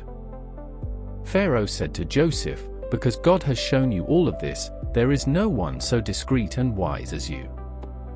You shall be over my house. All my people will be ruled according to your word. Only in the throne I will be greater than you." Pharaoh said to Joseph, "Behold, I have set you over all the land of Egypt." Pharaoh took off his signet ring from his hand, and put it on Joseph's hand, and arrayed him in robes of fine linen, and put a gold chain about his neck. He made him ride in the 2nd chariot which he had. They cried before him, "Bow the knee." He set him over all the land of Egypt. Pharaoh said to Joseph, "I am Pharaoh. Without you, no man shall lift up his hand or his foot in all the land of Egypt." Pharaoh called Joseph's name Zaphanath-Paneah. He gave him Asenath, the daughter of Potiphar priest of On, as a wife. Joseph went out over the land of Egypt. Joseph was 30 years old when he stood before Pharaoh king of Egypt. Joseph went out from the presence of Pharaoh, and went throughout all the land of Egypt. In the 7 plenteous years the earth produced abundantly. He gathered up all the food of the 7 years which were in the land of Egypt, and laid up the food in the cities. He stored food in each city from the fields around that city. Joseph laid up grain as the sand of the sea, very much, until he stopped counting, for it was without number. To Joseph were born 2 sons before the year of famine came, whom Asenath, the daughter of Potiphar priest of On, bore to him. Joseph called the name of the firstborn Manasseh, for, he said, "God has made me forget all my toil, and all my father's house." The name of the second, he called Ephraim, for God has made me fruitful in the land of my affliction. The 7 years of plenty, that were in the land of Egypt, came to an end. The 7 years of famine began to come, just as Joseph had said. There was famine in all lands, but in all the land of Egypt there was bread. When all the land of Egypt was famished, the people cried to Pharaoh for bread, and Pharaoh said to all the Egyptians, "Go to Joseph. What he says to you, do." The famine was over all the surface of the earth. Joseph opened all the storehouses, and sold to the Egyptians. The famine was severe in the land of Egypt. All countries came into Egypt, to Joseph, to buy grain, because the famine was severe in all the earth. Now Jacob saw that there was grain in Egypt, and Jacob said to his sons, "Why do you look at one another?" He said, "Behold, I have heard that there is grain in Egypt. Go down there, and buy for us from there." so that we may live and not die." Joseph's 10 brothers went down to buy grain from Egypt. But Jacob didn't send Benjamin, Joseph's brother, with his brothers, for he said, lest perhaps harm happen to him. The sons of Israel came to buy among those who came, for the famine was in the land of Canaan. Joseph was the governor over the land. It was he who sold to all the people of the land. Joseph's brothers came, and bowed themselves down to him with their faces to the earth. Joseph saw his brothers, and he recognized them, but acted like a stranger to them, and spoke roughly with them. He said to them, "Where did you come from?" They said, "From the land of Canaan, to buy food." Joseph recognized his brothers, but they didn't recognize him. Joseph remembered the dreams which he dreamed about them, and said to them, "You are spies. You have come to see the nakedness of the land." They said to him, "No, my lord, but your servants have come to buy food. We are all one man's sons, we are honest men. Your servants are not spies." He said to them, "No, but you have come to see the nakedness of the land." They said, "We, your servants, are 12 brothers, the sons of one man in the land of Canaan, and behold, the youngest is today with our father, and one is no more." Joseph said to them, "It is like I told you, saying, you are spies.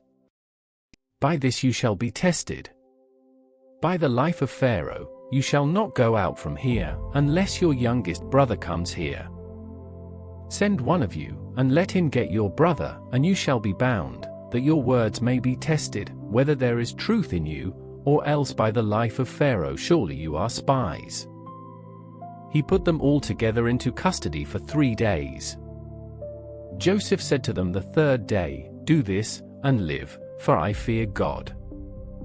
If you are honest men, then let one of your brothers be bound in your prison, but you go, carry grain for the famine of your houses. Bring your youngest brother to me, so will your words be verified, and you won't die." They did so. They said to one another, "We are certainly guilty concerning our brother, in that we saw the distress of his soul when he begged us, and we wouldn't listen. Therefore this distress has come upon us." Reuben answered them, saying, "Didn't I tell you, saying, don't sin against the child, and you wouldn't listen? Therefore also, behold, his blood is required." They didn't know that Joseph understood them, for there was an interpreter between them. He turned himself away from them, and wept. Then he returned to them, and spoke to them, and took Simeon from among them, and bound him before their eyes. Then Joseph gave a command to fill their bags with grain, and to restore each man's money into his sack, and to give them food for the way. So it was done to them. They loaded their donkeys with their grain, and departed from there. As one of them opened his sack to give his donkey food in the lodging place, he saw his money. Behold, it was in the mouth of his sack. He said to his brothers, "My money is restored. Behold, it is in my sack." Their hearts failed them, and they turned trembling to one another, saying, "What is this that God has done to us?" They came to Jacob their father, to the land of Canaan, and told him all that had happened to them, saying, "The man, the lord of the land, spoke roughly with us, and took us for spies of the country. We said to him, 'We are honest men. We are no spies. We are 12 brothers, sons of our father, one is no more, and the youngest is today with our father in the land of Canaan.' The man, the lord of the land, said to us, 'By this I will know that you are honest men, leave one of your brothers with me, and take grain for the famine of your houses, and go your way. Bring your youngest brother to me. Then I will know that you are not spies, but that you are honest men. So I will deliver your brother to you, and you shall trade in the land.' As they emptied their sacks, behold, each man's bundle of money was in his sack. When they and their father saw their bundles of money, they were afraid. Jacob, their father, said to them, 'You have bereaved me of my children. Joseph is no more, Simeon is no more, and you want to take Benjamin away. All these things are against me." Reuben spoke to his father, saying, "Kill my 2 sons, if I don't bring him to you. Entrust him to my care, and I will bring him to you again." He said, "My son shall not go down with you, for his brother is dead, and he only is left. If harm happens to him along the way in which you go, then you will bring down my gray hairs with sorrow to Sheol." The famine was severe in the land. When they had eaten up the grain which they had brought out of Egypt, their father said to them, "Go again, buy us a little more food." Judah spoke to him, saying, "The man solemnly warned us, saying, 'You shall not see my face, unless your brother is with you. If you'll send our brother with us, we'll go down and buy you food. But if you don't send him, we won't go down, for the man said to us, You shall not see my face, unless your brother is with you.'" Israel said, "Why did you treat me so badly, telling the man that you had another brother?" They said, "The man asked directly concerning ourselves, and concerning our relatives, saying, 'Is your father still alive? Have you another brother?' We just answered his questions. Is there any way we could know that he would say, 'Bring your brother down'?" Judah said to Israel, his father, "Send the boy with me, and we'll get up and go, so that we may live, and not die, both we, and you, and also our little ones. I'll be collateral for him. From my hand will you require him? If I don't bring him to you, and set him before you, then let me bear the blame forever. For if we hadn't delayed, surely we would have returned a second time by now." Their father, Israel, said to them, "If it must be so, then do this, take from the choice fruits of the land in your bags, and carry down a present for the man, a little balm, a little honey, spices, and myrrh, nuts, and almonds. And take double money in your hand, and take back the money that was returned in the mouth of your sacks. Perhaps it was an oversight. Take your brother also, get up, and return to the man. May God Almighty give you mercy before the man, that he may release to you your other brother and Benjamin. If I am bereaved of my children, I am bereaved." The men took that present, and they took double money in their hand, and Benjamin, and got up, went down to Egypt, and stood before Joseph. When Joseph saw Benjamin with them, he said to the steward of his house, "Bring the men into the house, and butcher an animal, and prepare, for the men will dine with me at noon." The man did as Joseph commanded, and the man brought the men to Joseph's house. The men were afraid, because they were brought to Joseph's house, and they said, "Because of the money that was returned in our sacks the first time, we're brought in, that he may seek occasion against us, attack us, and seize us as slaves, along with our donkeys." They came near to the steward of Joseph's house, and they spoke to him at the door of the house, and said, "Oh, my lord, we indeed came down the first time to buy food. When we came to the lodging place, we opened our sacks, and behold, each man's money was in the mouth of his sack, our money in full weight. We have brought it back in our hand. We have brought down other money in our hand to buy food. We don't know who put our money in our sacks." He said, "Peace be to you. Don't be afraid. Your God, and the God of your father, has given you treasure in your sacks. I received your money." He brought Simeon out to them. The man brought the men into Joseph's house, and gave them water, and they washed their feet. He gave their donkeys fodder. They prepared the present for Joseph's coming at noon, for they heard that they should eat bread there. When Joseph came home, they brought him the present which was in their hand into the house, and bowed themselves down to the earth before him. He asked them of their welfare, and said, "Is your father well, the old man of whom you spoke? Is he yet alive?" They said, "Your servant, our father, is well. He is still alive." They bowed down humbly. he lifted up his eyes, and saw Benjamin, his brother, his mother's son, and said, "Is this your youngest brother, of whom you spoke to me?" He said, "God be gracious to you, my son." Joseph hurried, for his heart yearned over his brother, and he sought a place to weep. He entered into his room, and wept there. He washed his face, and came out. He controlled himself, and said, "Serve the meal." They served him by himself, and them by themselves, and the Egyptians who ate with him by themselves, because the Egyptians don't eat with the Hebrews, for that is an abomination to the Egyptians. They sat before him, the firstborn according to his birthright, and the youngest according to his youth, and the men marveled with one another. He sent portions to them from before him, but Benjamin's portion was 5 times as much as any of theirs. They drank, and were merry with him. He commanded the steward of his house, saying, "Fill the men's sacks with food, as much as they can carry, and put each man's money in his sack's mouth. Put my cup, the silver cup, in the sack's mouth of the youngest, with his grain money." He did according to the word that Joseph had spoken. As soon as the morning was light, the men were sent away, they and their donkeys. When they had gone out of the city, and were not yet far off, Joseph said to his steward, "Up, follow after the men. When you overtake them, ask them, 'Why have you rewarded evil for good? Isn't this that from which my Lord drinks, and by which he indeed divines? You have done evil in so doing.'" He overtook them, and he spoke these words to them.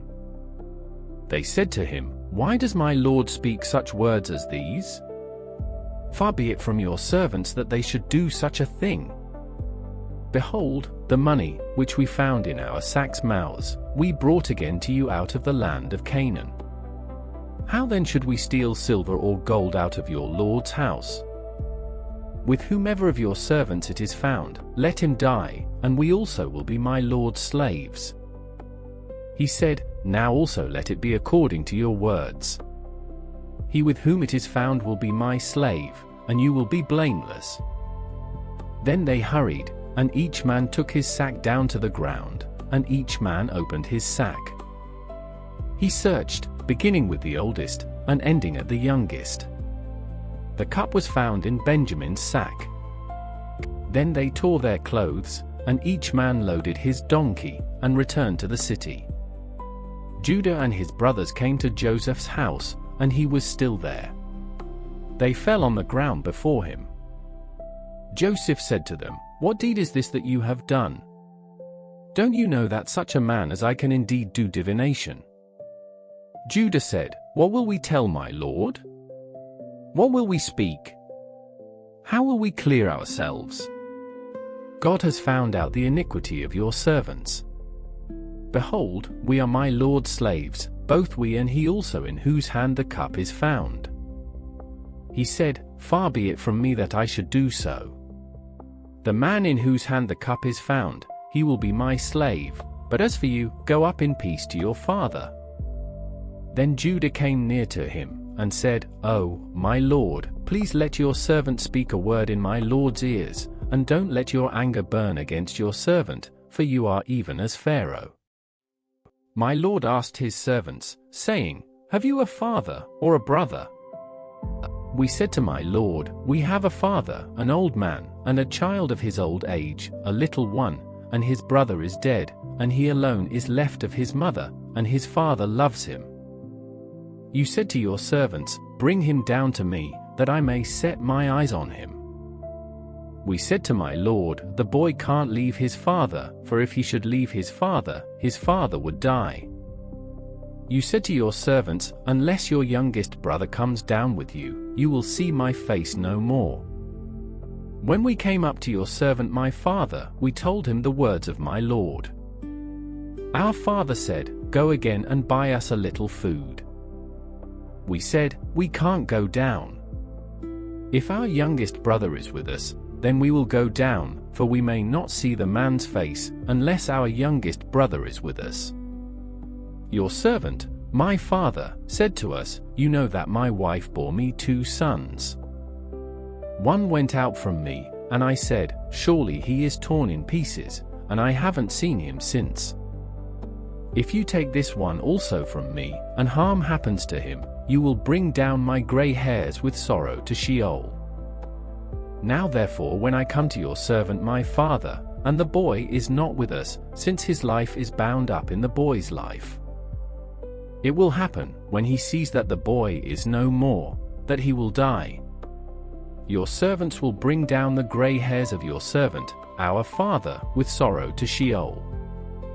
For your servant became collateral for the boy to my father, saying, if I don't bring him to you, then I will bear the blame to my father forever. Now therefore, please let your servant stay instead of the boy, my lord's slave, and let the boy go up with his brothers. For how will I go up to my father, if the boy isn't with me, lest I see the evil that will come on my father? Then Joseph couldn't control himself before all those who stood before him, and he called out, cause everyone to go out from me. No one else stood with him, while Joseph made himself known to his brothers. He wept aloud. The Egyptians heard, and the house of Pharaoh heard. Joseph said to his brothers, I am Joseph. Does my father still live? His brothers couldn't answer him, for they were terrified at his presence. Joseph said to his brothers, come near to me, please. They came near. He said, I am Joseph, your brother, whom you sold into Egypt. Now don't be grieved, nor angry with yourselves, that you sold me here, for God sent me before you to preserve life. For these 2 years the famine has been in the land, and there are yet 5 years, in which there will be no plowing and no harvest. God sent me before you to preserve for you a remnant in the earth, and to save you alive by a great deliverance.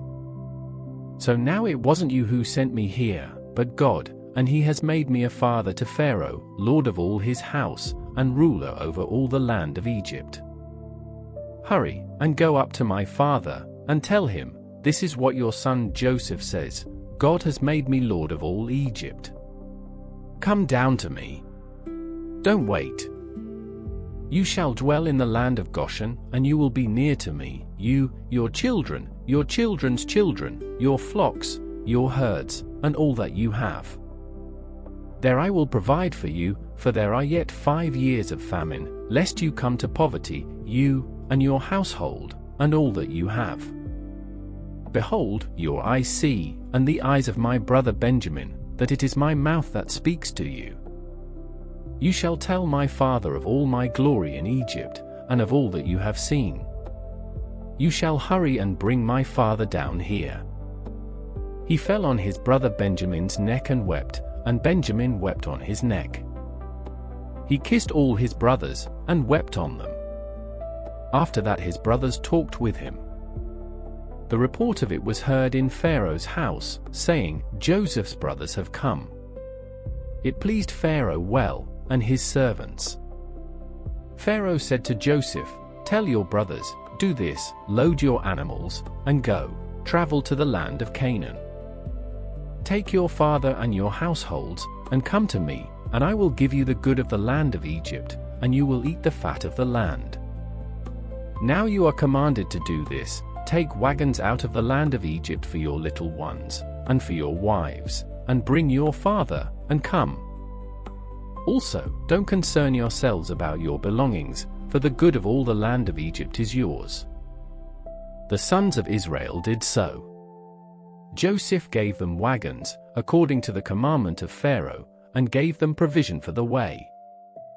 He gave each one of them changes of clothing, but to Benjamin he gave 300 pieces of silver and 5 changes of clothing. He sent the following to his father, 10 donkeys loaded with the good things of Egypt, and 10 female donkeys loaded with grain and bread and provision for his father by the way. So he sent his brothers away, and they departed. He said to them, see that you don't quarrel on the way. They went up out of Egypt, and came into the land of Canaan, to Jacob their father. They told him, saying, Joseph is still alive, and he is ruler over all the land of Egypt. His heart fainted, for he didn't believe them. They told him all the words of Joseph, which he had said to them. When he saw the wagons which Joseph had sent to carry him, the spirit of Jacob, their father, revived. Israel said, "It is enough. Joseph my son is still alive. I will go and see him before I die." Israel traveled with all that he had, and came to Beersheba, and offered sacrifices to the God of his father, Isaac. God spoke to Israel in the visions of the night, and said, "Jacob, Jacob." He said, "Here I am." He said, "I am God, the God of your father. Don't be afraid to go down into Egypt, for there I will make of you a great nation. I will go down with you into Egypt. I will also surely bring you up again. Joseph's hand will close your eyes." Jacob rose up from Beersheba, and the sons of Israel carried Jacob, their father, their little ones, and their wives, in the wagons which Pharaoh had sent to carry him. They took their livestock, and their goods, which they had gotten in the land of Canaan, and came into Egypt, Jacob, and all his offspring with him. His sons, and his sons' sons with him, his daughters, and his sons' daughters, and he brought all his offspring with him into Egypt. These are the names of the children of Israel, who came into Egypt, Jacob and his sons, Reuben, Jacob's firstborn. The sons of Reuben, Hanok, Palu, Hezron, and Carmi. The sons of Simeon, Jemuel, Jamin, Ohad, Jachin, Zohar, and Shaul the son of a Canaanite woman. The sons of Levi, Gershon, Kohath, and Merari. The sons of Judah, Onan, Shelah, Perez, and Zerah, but and Onan died in the land of Canaan. The sons of Perez were Hezron and Hamul. The sons of Issachar, Tola, Puvah, Iob, and Shimron. The sons of Zebulun, Sead, Elon, and Yoleel. These are the sons of Leah, whom she bore to Jacob in Paddan Aram, with his daughter Dinah. All the souls of his sons and his daughters were 33. The sons of Gad, Ziphion, Haggi, Shuni, Esbon, Arodi, and Areli. The sons of Asher, Imnah, Ishva, Ishvi, Beriah, and Sarah their sister. The sons of Beriah, Heber and Malchel. These are the sons of Zilpah, whom Laban gave to Leah, his daughter, and these she bore to Jacob, even 16 souls. The sons of Rachel, Jacob's wife, Joseph and Benjamin. To Joseph in the land of Egypt were born Manasseh and Ephraim, whom Asenath, the daughter of Potiphar, priest of On, bore to him. The sons of Benjamin, Bela, Besha, Ashbel, Jair, Naaman, Ahi, Rosh, Muppim, Huppim, and Orad. These are the sons of Rachel, who were born to Jacob, all the souls were 14. The son of Dan, Hushim. The sons of Naphtali, Jaziel, Guni, Jezer, and Shillem. These are the sons of Bilhah, whom Laban gave to Rachel, his daughter, and these she bore to Jacob, all the souls were 7. All the souls who came with Jacob into Egypt, who were his direct offspring, in addition to Jacob's sons' wives, all the souls were 66. The sons of Joseph, who were born to him in Egypt, were 2 souls. All the souls of the house of Jacob, who came into Egypt, were 70. Jacob sent Judah before him to Joseph, to show the way before him to Goshen, and they came into the land of Goshen. Joseph prepared his chariot, and went up to meet Israel, his father, in Goshen. He presented himself to him, and fell on his neck, and wept on his neck a good while. Israel said to Joseph, "Now let me die, since I have seen your face, that you are still alive." Joseph said to his brothers, and to his father's house, "I will go up, and speak with Pharaoh, and will tell him, my brothers, and my father's house, who were in the land of Canaan, have come to me. These men are shepherds, for they have been keepers of livestock, and they have brought their flocks, and their herds, and all that they have. It will happen, when Pharaoh summons you, and will say, "What is your occupation?" that you shall say, "Your servants have been keepers of livestock from our youth even until now, both we and our fathers, that you may dwell in the land of Goshen, for every shepherd is an abomination to the Egyptians." Then Joseph went in and told Pharaoh, and said, "My father and my brothers, with their flocks, their herds, and all that they own, have come out of the land of Canaan, and behold, they are in the land of Goshen." From among his brothers he took 5 men, and presented them to Pharaoh. Pharaoh said to his brothers, "What is your occupation?" They said to Pharaoh, "Your servants are shepherds, both we and our fathers." They also said to Pharaoh, "We have come to live as foreigners in the land, for there is no pasture for your servants' flocks. For the famine is severe in the land of Canaan. Now therefore, please let your servants dwell in the land of Goshen." Pharaoh spoke to Joseph, saying, "Your father and your brothers have come to you. The land of Egypt is before you. Make your father and your brothers dwell in the best of the land. Let them dwell in the land of Goshen. If you know any able men among them, then put them in charge of my livestock." Joseph brought in Jacob, his father, and set him before Pharaoh, and Jacob blessed Pharaoh. Pharaoh said to Jacob, "How old are you?" Jacob said to Pharaoh, "The years of my pilgrimage are 130 years. The days of the years of my life have been few and evil. They have not attained to the days of the years of the life of my fathers in the days of their pilgrimage." Jacob blessed Pharaoh, and went out from the presence of Pharaoh. Joseph placed his father and his brothers, and gave them a possession in the land of Egypt, in the best of the land, in the land of Ramses, as Pharaoh had commanded. Joseph provided his father, his brothers, and all of his father's household with bread, according to the sizes of their families. There was no bread in all the land, for the famine was very severe, so that the land of Egypt and the land of Canaan fainted by reason of the famine. Joseph gathered up all the money that was found in the land of Egypt, and in the land of Canaan, for the grain which they bought, and Joseph brought the money into Pharaoh's house. When the money was all spent in the land of Egypt, and in the land of Canaan, all the Egyptians came to Joseph, and said, "Give us bread, for why should we die in your presence? For our money fails." Joseph said, "Give me your livestock, and I will give you food for your livestock, if your money is gone." They brought their livestock to Joseph, and Joseph gave them bread in exchange for the horses, and for the flocks, and for the herds, and for the donkeys, and he fed them with bread in exchange for all their livestock for that year. When that year was ended, they came to him the second year, and said to him, "We will not hide from my lord how our money is all spent, and the herds of livestock are my lord's. There is nothing left in the sight of my lord, but our bodies and our lands. Why should we die before your eyes, both we and our land? Buy us and our land for bread, and we and our land will be servants to Pharaoh. Give us seed, that we may live, and not die, and that the land won't be desolate."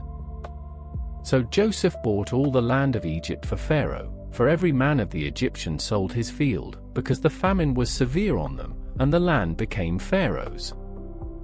As for the people, he moved them to the cities from one end of the border of Egypt even to the other end of it.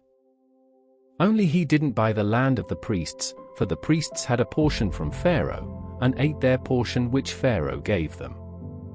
That is why they didn't sell their land. Then Joseph said to the people, "Behold, I have bought you and your land today for Pharaoh. Behold, here is seed for you, and you shall sow the land. It will happen at the harvests, that you shall give a fifth to Pharaoh, and 4 parts will be your own, for seed of the field, for your food, for them of your households, and for food for your little ones." They said, "You have saved our lives. Let us find favor in the sight of my lord, and we will be Pharaoh's servants." Joseph made it a statute concerning the land of Egypt to this day, that Pharaoh should have the fifth. Only the land of the priests alone didn't become Pharaoh's. Israel lived in the land of Egypt, in the land of Goshen, and they got themselves possessions therein, and were fruitful, and multiplied exceedingly. Jacob lived in the land of Egypt 17 years. So the days of Jacob, the years of his life, were 147 years. The time came near that Israel must die, and he called his son Joseph, and said to him, If now I have found favor in your sight, please put your hand under my thigh, and deal kindly and truly with me. Please don't bury me in Egypt. But when I sleep with my fathers, you shall carry me out of Egypt, and bury me in their burying place. Joseph said, I will do as you have said. Israel said, Swear to me, and he swore to him. Then Israel bowed himself on the bed's head. After these things, someone said to Joseph, Behold, your father is sick. He took with him his 2 sons, Manasseh and Ephraim. Someone told Jacob, and said, Behold, your son Joseph comes to you, and Israel strengthened himself, and sat on the bed. Jacob said to Joseph, God Almighty appeared to me at Luz in the land of Canaan, and blessed me. And said to me, Behold, I will make you fruitful, and multiply you, and I will make of you a company of peoples, and will give this land to your offspring after you for an everlasting possession. Now your 2 sons, who were born to you in the land of Egypt before I came to you into Egypt, are mine, Ephraim and Manasseh, even as Reuben and Simeon will be mine. Your offspring, whom you become the father of after them, will be yours. They will be called after the name of their brothers in their inheritance. As for me, when I came from Paddan, Rachel died beside me in the land of Canaan on the way, when there was still some distance to come to Ephrath, and I buried her there on the way to Ephrath, also called Bethlehem. Israel saw Joseph's sons, and said, Who are these? Joseph said to his father, They are my sons, whom God has given me here. He said, Please bring them to me, and I will bless them. Now the eyes of Israel were dim for age, so that he couldn't see well. Joseph brought them near to him, and he kissed them, and embraced them. Israel said to Joseph, I didn't think I would see your face, and behold, God has let me see your offspring also. Joseph brought them out from between his knees, and he bowed himself with his face to the earth. Joseph took them both, Ephraim in his right hand toward Israel's left hand, and Manasseh in his left hand toward Israel's right hand, and brought them near to him. Israel stretched out his right hand, and laid it on Ephraim's head, who was the younger, and his left hand on Manasseh's head, guiding his hands knowingly, for Manasseh was the firstborn. He blessed Joseph, and said, The God before whom my fathers Abraham and Isaac walked, the God who has fed me all my life long to this day. The angel who has redeemed me from all evil, bless the lads, and let my name be named on them, and the name of my fathers Abraham and Isaac. Let them grow into a multitude upon the earth. When Joseph saw that his father laid his right hand on the head of Ephraim, it displeased him. He held up his father's hand, to remove it from Ephraim's head to Manasseh's head. Joseph said to his father, Not so, my father, for this is the firstborn. Put your right hand on his head. His father refused, and said, I know, my son, I know. He also will become a people, and he also will be great. However, his younger brother will be greater than he, and his offspring will become a multitude of nations. He blessed them that day, saying, Israel will bless in you, saying, God make you as Ephraim and as Manasseh. He set Ephraim before Manasseh. Israel said to Joseph, Behold, I am dying, but God will be with you, and bring you again to the land of your fathers. Moreover, I have given to you one portion above your brothers, which I took out of the hand of the Amorite with my sword and with my bow. Jacob called to his sons, and said, Gather yourselves together, that I may tell you that which will happen to you in the days to come. Assemble yourselves, and hear, you sons of Jacob. Listen to Israel, your father. Reuben, you are my firstborn, my might, and the beginning of my strength, excelling in dignity, and excelling in power. Boiling over like water, you shall not excel, because you went up to your father's bed, then defiled it. He went up to my couch. Simeon and Levi are brothers. Their swords are weapons of violence. My soul, don't come into their council. My glory, don't be united to their assembly, for in their anger they killed men. In their self will they hamstrung cattle. Cursed be their anger, for it was fierce, and their wrath, for it was cruel. I will divide them in Jacob, and scatter them in Israel. Judah, your brothers will praise you. Your hand will be on the neck of your enemies. Your father's sons will bow down before you. Judah is a lion's cub. From the prey, my son, you have gone up. He stooped down, he crouched as a lion, as a lioness. Who will rouse him up? The scepter will not depart from Judah, nor the ruler's staff from between his feet, until he comes to whom it belongs. To him will the obedience of the peoples be. Binding his foal to the vine, his donkey's colt to the choice vine, he has washed his garments in wine, his robes in the blood of grapes. His eyes will be red with wine, his teeth white with milk. Zebulun will dwell at the haven of the sea. He will be for a haven of ships. His border will be on Sidon. Issachar is a strong donkey, lying down between the saddlebags. He saw a resting place, that it was good, the land, that it was pleasant. He bows his shoulder to the burden, and becomes a servant doing forced labor. Dan will judge his people, as one of the tribes of Israel. Dan will be a serpent on the trail, an adder in the path, that bites the horse's heels, so that his rider falls backward. I have waited for your salvation, Yahweh. A troop will press on Gad, but he will press on their heel. Asher's food will be rich. He will produce royal dainties. Naphtali is a doe set free, who bears beautiful fawns.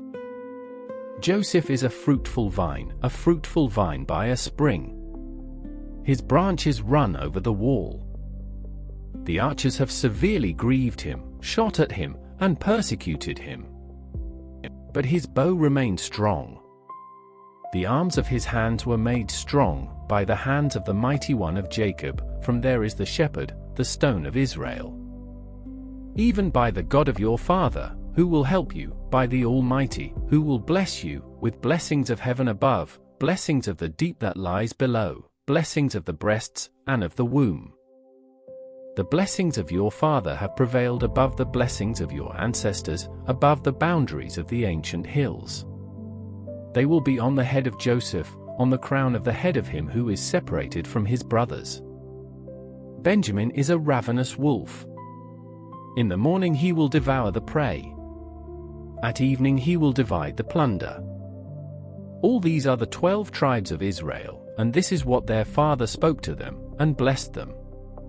He blessed everyone according to his own blessing. He instructed them, and said to them, I am to be gathered to my people. Bury me with my fathers in the cave that is in the field of Ephron the Hittite. In the cave that is in the field of Machpelah, which is before Mamre, in the land of Canaan, which Abraham bought with the field from Ephron the Hittite as a burial place. There they buried Abraham and Sarah, his wife. There they buried Isaac and Rebekah, his wife, and there I buried Leah. The field and the cave that is therein, which was purchased from the children of Heth. When Jacob finished charging his sons, he gathered up his feet into the bed, breathed his last breath, and was gathered to his people. Joseph fell on his father's face, wept on him, and kissed him. Joseph commanded his servants, the physicians, to embalm his father, and the physicians embalmed Israel. 40 days were used for him, for that is how many the days it takes to embalm. the Egyptians wept for Israel for 70 days. When the days of weeping for him were past, Joseph spoke to Pharaoh's staff, saying, "If now I have found favor in your eyes, please speak in the ears of Pharaoh, saying, My father made me swear, saying, Behold, I am dying. Bury me in my grave which I have dug for myself in the land of Canaan. Now therefore, please let me go up and bury my father, and I will come again." Pharaoh said, "Go up, and bury your father, just like he made you swear." Joseph went up to bury his father, and with him went up all the servants of Pharaoh, the elders of his house, all the elders of the land of Egypt. All the house of Joseph, his brothers, and his father's house. Only their little ones, their flocks, and their herds, they left in the land of Goshen. There went up with him both chariots and horsemen. It was a very great company. They came to the threshing floor of Atad, which is beyond the Jordan, and there they lamented with a very great and severe lamentation. He mourned for his father 7 days. When the inhabitants of the land, the Canaanites, saw the mourning in the floor of Atad, they said, "This is a grievous mourning by the Egyptians." Therefore its name was called Abel Mizraim, which is beyond the Jordan. His sons did to him just as he commanded them. For his sons carried him into the land of Canaan, and buried him in the cave of the field of Machpelah, which Abraham bought with the field, as a possession for a burial site, from Ephron the Hittite, near Mamre. Joseph returned into Egypt, he, and his brothers, and all that went up with him to bury his father, after he had buried his father. When Joseph's brothers saw that their father was dead, they said, "It may be that Joseph will hate us, and will fully pay us back for all the evil which we did to him." They sent a message to Joseph, saying, "Your father commanded before he died, saying, You shall tell Joseph, now please forgive the disobedience of your brothers, and their sin, because they did evil to you. Now, please forgive the disobedience of the servants of the God of your father." Joseph wept when they spoke to him. His brothers also went and fell down before his face, and they said, "Behold, we are your servants." Joseph said to them, "Don't be afraid, for am I in the place of God? As for you, you meant evil against me, but God meant it for good, to save many people alive, as is happening today. Now therefore don't be afraid. I will provide for you and your little ones." He comforted them, and spoke kindly to them. Joseph lived in Egypt, he and his father's house. Joseph lived 110 years. Joseph saw Ephraim's children to the 3rd generation. The children also of Machir, the son of Manasseh, were born on Joseph's knees. Joseph said to his brothers, "I am dying, but God will surely visit you, and bring you up out of this land to the land which he swore to Abraham, to Isaac, and to Jacob." Joseph took an oath from the children of Israel, saying, "God will surely visit you, and you shall carry up my bones from here." So Joseph died, being 110 years old, and they embalmed him, and he was put in a coffin in Egypt.